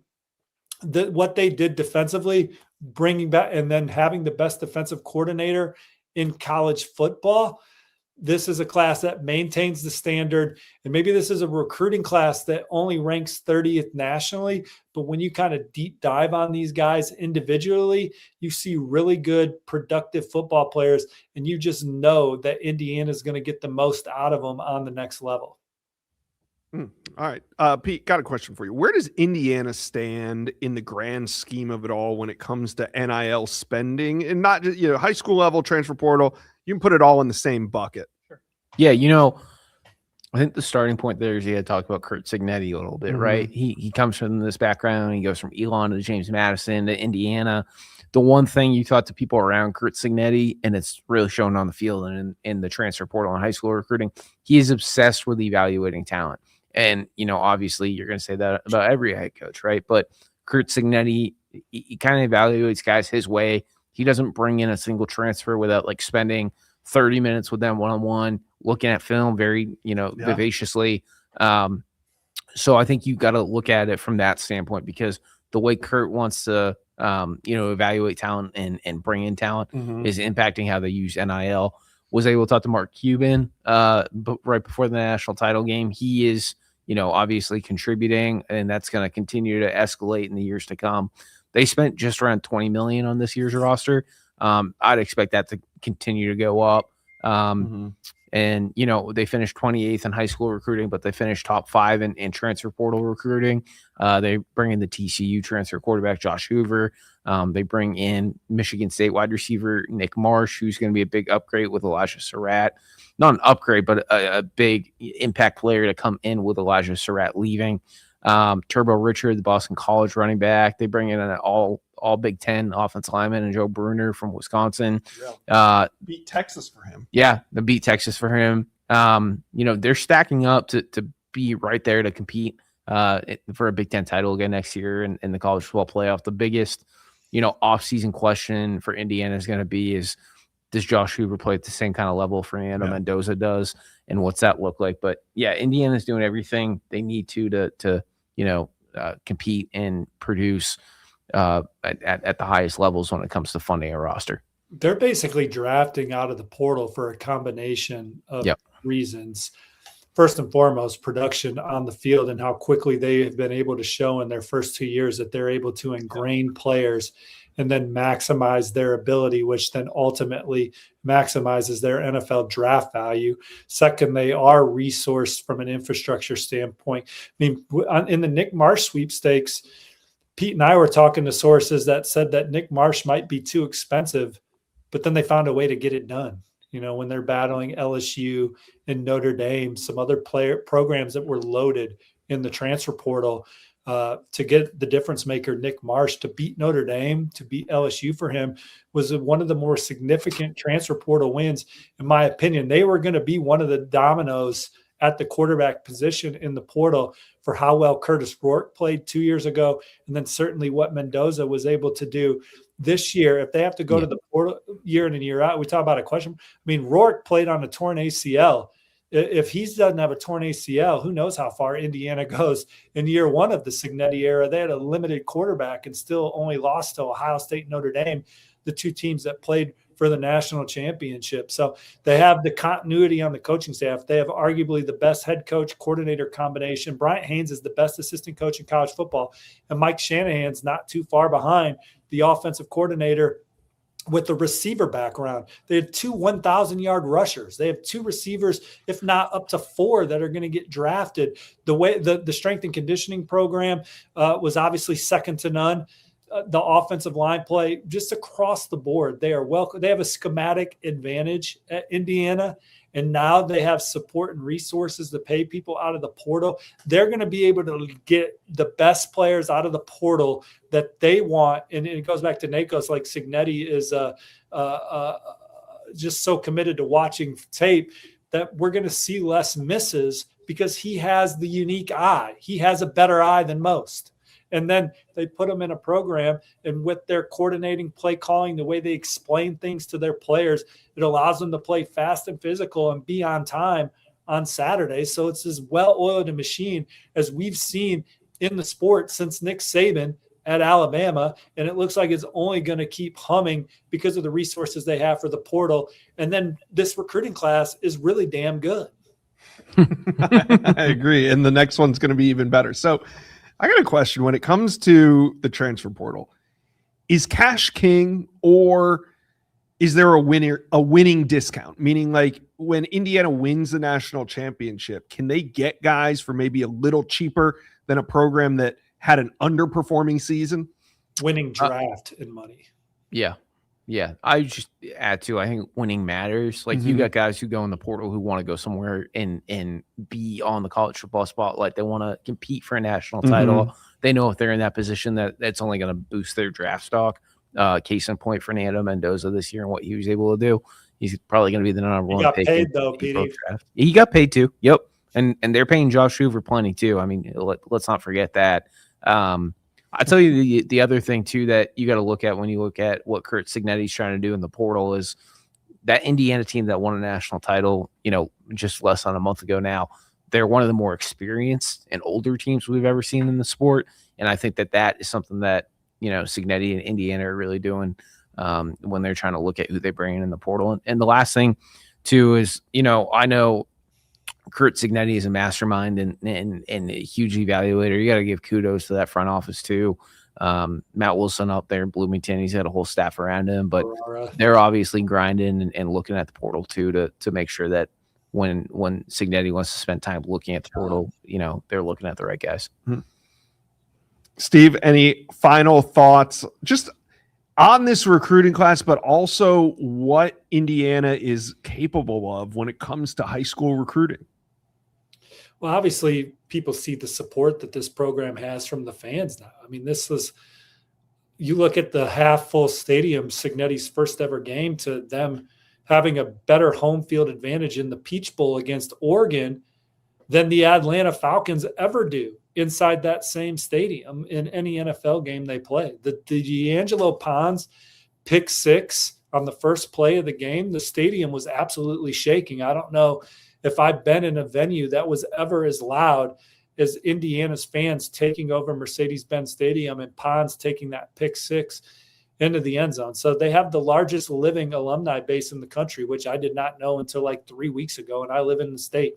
So there's things all of a sudden that Indiana can flex in football that we didn't even know was possible a month ago from finance. Well, we knew that they were getting the finances and resources. And when Coach Cignetti was hired at Indiana, I had a chance to visit with him in August going into the first game of the Cignetti era. And he said that we have the resources in place to be competitive on the football field. Well, when you grow up in Indiana, you're 43 years old. I mean, you don't even really comprehend that statement of what that means. Does that mean we're going to be 8-5? I don't know. But it turns out it means you're going to be 16-0 and have fans taking over Hard Rock Stadium. That's Miami's home field for the national championship. And Indiana had 65% of the fans at least in the stadium. Their fan support reminded of Nebraska taking over stadiums and their fan base going on the road and following them, or Georgia going up to Notre Dame Stadium and buying up all Notre Dame's tickets. All of a sudden, Indiana's fan base is locked in and in tune. The money, the support, they have their Mark Cuban. I mean, he's not pouring in as much as Campbell is to Texas Tech, but they have the support to go get Josh Hoover. That Josh Hoover doesn't even consider another program in the portal. They kind of just drafted him. We're like, we like Josh Hoover. What's it going to take to get done? We got it done, So this program's armed and dangerous. They have the best coaching. They have a schematic advantage. They have a head coach that evaluates. They have a coaching staff collectively that evaluates as good, if not better than everybody else. Yeah. And so that's where we are. Hard to duplicate because they have so much talent in the building. All right. That was great. Thank you, Pete Nakos, Pete's gone. Okay. All right. Indiana. Well, before we get out of this Indiana section, and we're going to talk Michigan next with Greg Smith, but they could land a 5-star this cycle. I mean, things have escalated quickly here in Bloomington. And like I said last show, let's not act like Curt Cignetti wouldn't take a 5-star. Yes, he developed a bunch of 3-stars and made him play great.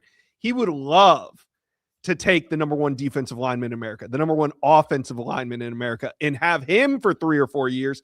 And we're starting to see that maybe this cycle, the best shot at a 5-star is Monshun Sales, who happens to be in the state of Indiana. 5-star just means that you have the potential to be a first-round draft pick coming in. Indiana, you come into Indiana, they're going to maximize your talent and your abilities. It looks like that's their best shot to land a 5-star based on the rankings right now. But we'll see who they're involved with and how Charles Power, Cody Belair, and all of us like their film and their progression going through the process. All right. Indiana fans, we have loved talking Hoosier recruiting. We're going to do it all off season long. So make sure you guys are subscribed to this channel. All right. Let's move on. We're talking Michigan. Let's bring in the man himself, Greg Smith.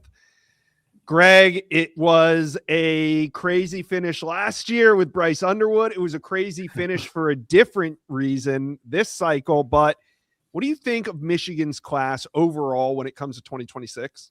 Yeah, I think this is another really solid Michigan class. It's interesting. I could classify it, I was going to say, a meat and potatoes recruiting class where they've got, they fortified the trenches. They've got another top flight running back and Savion Hyder coming to town. But this is kind of a star-studded group that stayed together despite kind of all of the things that kind of went on off of the field and the firing of Sherrone Moore, the hiring of Kyle Whittingham. This group mostly stayed together, and it's a really talented group, of course, led by five-star edge and number 11 overall player in the country, Carter Meadows. Steve, this class is loaded top to bottom, but the top of this class is really special. What do you think? Who's going to be an instant impact that we're seeing right now from some of these top 200 prospects that Michigan signed? Well, Savion Hyder is the best running back to come out of the high school ranks in the last couple cycles. 5'11.5", 200 pounds, elite speed, change of direction ability, after contact balance. He is someone that you expect to come in and be an instant impact player for Michigan on a football team that could compete for the college football playoff in year 2 of the Bryce Underwood era. Obviously, Carter Meadows and Titan Davis. I mean, Carter Meadows ultimately could develop into the number 1 pick of the NFL draft with the size, speed, athleticism he has as a pass rusher. Malachi Lee was someone that Michigan valued a lot. Travis Johnson, I thought, was one of the more exciting receivers that I saw on the 7-on-7 camp circuit this past year. He's someone that I think will add a boost to Michigan's wide receiver room. And Alistair Vallejo, he is someone that college coaches coveted, 6'3", 310 pounds. This Michigan D-line with those 3, Meadows, Davis, and Alistair, that is a championship level group and guys that can be elite up front for years to come for the Maize and Blue. Yeah. We had a coaching change this cycle. Greg and Kyle Whittingham is at the helm. What are some of the characteristics that you've noticed about Kyle when it comes to Michigan, and will they be able to maintain this new level of recruiting that they've had ever since flipping Bryce Underwood? Yeah, I think, first of all, that I think that he's going to be a guy that really gets after it on the recruiting trail. It's funny, like those of us in the business well aware of Kyle Whittingham and kind of his, acumen as a football coach. But he's a really good recruiter and evaluator and has done a great job out there at Utah, bringing in guys that become future NFL players as well. And I think he'll continue to do that in Michigan. We've seen him kind of hit the ground running within the region to make sure he gets out to the different high schools, especially in the state of Michigan, as that talent continues to be on the rise. And I do think that they can continue to maintain this level of kind of new recruiting that they've been able to do with Michigan, at Michigan, with this kind of NIL backing that they've had. And with his level of coaching plus evaluation and those deep NIL pockets now in Ann Arbor, I think the sky's the limit for what they can do both on and off the field. Yeah. Steve, the 11th ranked class in America, but with Whittingham at the helm, what should the expectation be moving forward? Well, I think he kind of maintains the status of being a hard-nosed physical football team around the line of scrimmage. I think one of the more exciting recruiting wins for Michigan in this cycle, Marky Walbridge, getting him in the fold on the offensive line out of Massachusetts. Tommy Carr, flipping him late for Miami, Ohio. Legacy recruit, has all the traits to kind of push Bryce Underwood and ultimately take center stage inside the big house. Yeah. Moving forward, when it comes to recruiting in the trenches, Greg, does Michigan is this going to continue? Do you see Michigan continuing to be a force of recruiting top offensive linemen to Ann Arbor? Oh yeah, it's part of the DNA, I think, of the program. I think that's something that obviously Sherrone Moore, the former offensive line coach, they wanted to continue, and they did a great job of keeping that going. I think that'll continue under Coach Whittingham and those guys too. Like Steve mentioned, they like to play tough, hard-nosed football. It's a classic Big Ten team that is in the region, produces a lot of those types of offensive linemen as well. But Michigan being a national brand, they can also continue to kind of spread their wings and get guys from outside of the region as well. No, I think Michigan will do a very good job continuing to restock those offensive and defensive lines moving forward. With Sean McGee leading their front office the last 2 cycles, they've been pretty tough to beat for most of their top 10 overall targets. So I imagine that continues. They're armed NIL resources, and infrastructure. And when you look at the guys at the top of their class, the Carter Meadows beating Ohio State, beating Penn State, Savion Hyder beating Tennessee, Titan Davis beating Bama, Malachi Lee beating Texas. Those were some of the guys that they were heavily vested in, and they went out for those recruitments for a lot of reasons. But I think they have a lot of support and resources, just like some of these other title contenders. All right, Greg, before we get out of here, Michigan signed a quarterback, and he's a familiar name. We got Tommy Carr heading to Michigan. What are they getting in Tommy Carr? Yeah, an accurate quarterback that has a lot of tools to be able to continue to develop throughout his time in Michigan. It's interesting. You hear that name, you're like, it just feels right. That's a guy that should be at Michigan. But I think that he's a kid that, you put him in the crock pot for a couple of years to develop, and I think that they'll have something moving forward here once Bryce Underwood's time is done. Yeah, really exciting class here with Michigan, kind of a transitional year, but overall, a great class at number 11. Greg Smith, appreciate you dropping by today's National Signing Day show. All right, Steve. I'm out of topics. We talked about them all. So overall, the 2026 class, I feel like we kind of put it to bed in December, but this officially, it's time to turn the page to 2027. But what a great cycle it was. I had a lot of fun covering it with you, Steve. No, absolutely. Hit like and subscribe to the Rivals YouTube page. You will not get better insight, knowledge, and scoop on the recruiting trail than the Rivals YouTube page. Certainly subscribe to On3 Rivals Recruiting. We got the best team over here, and we're only continuing to grow under this empire here that Shannon Terry's building. So, yeah, great year.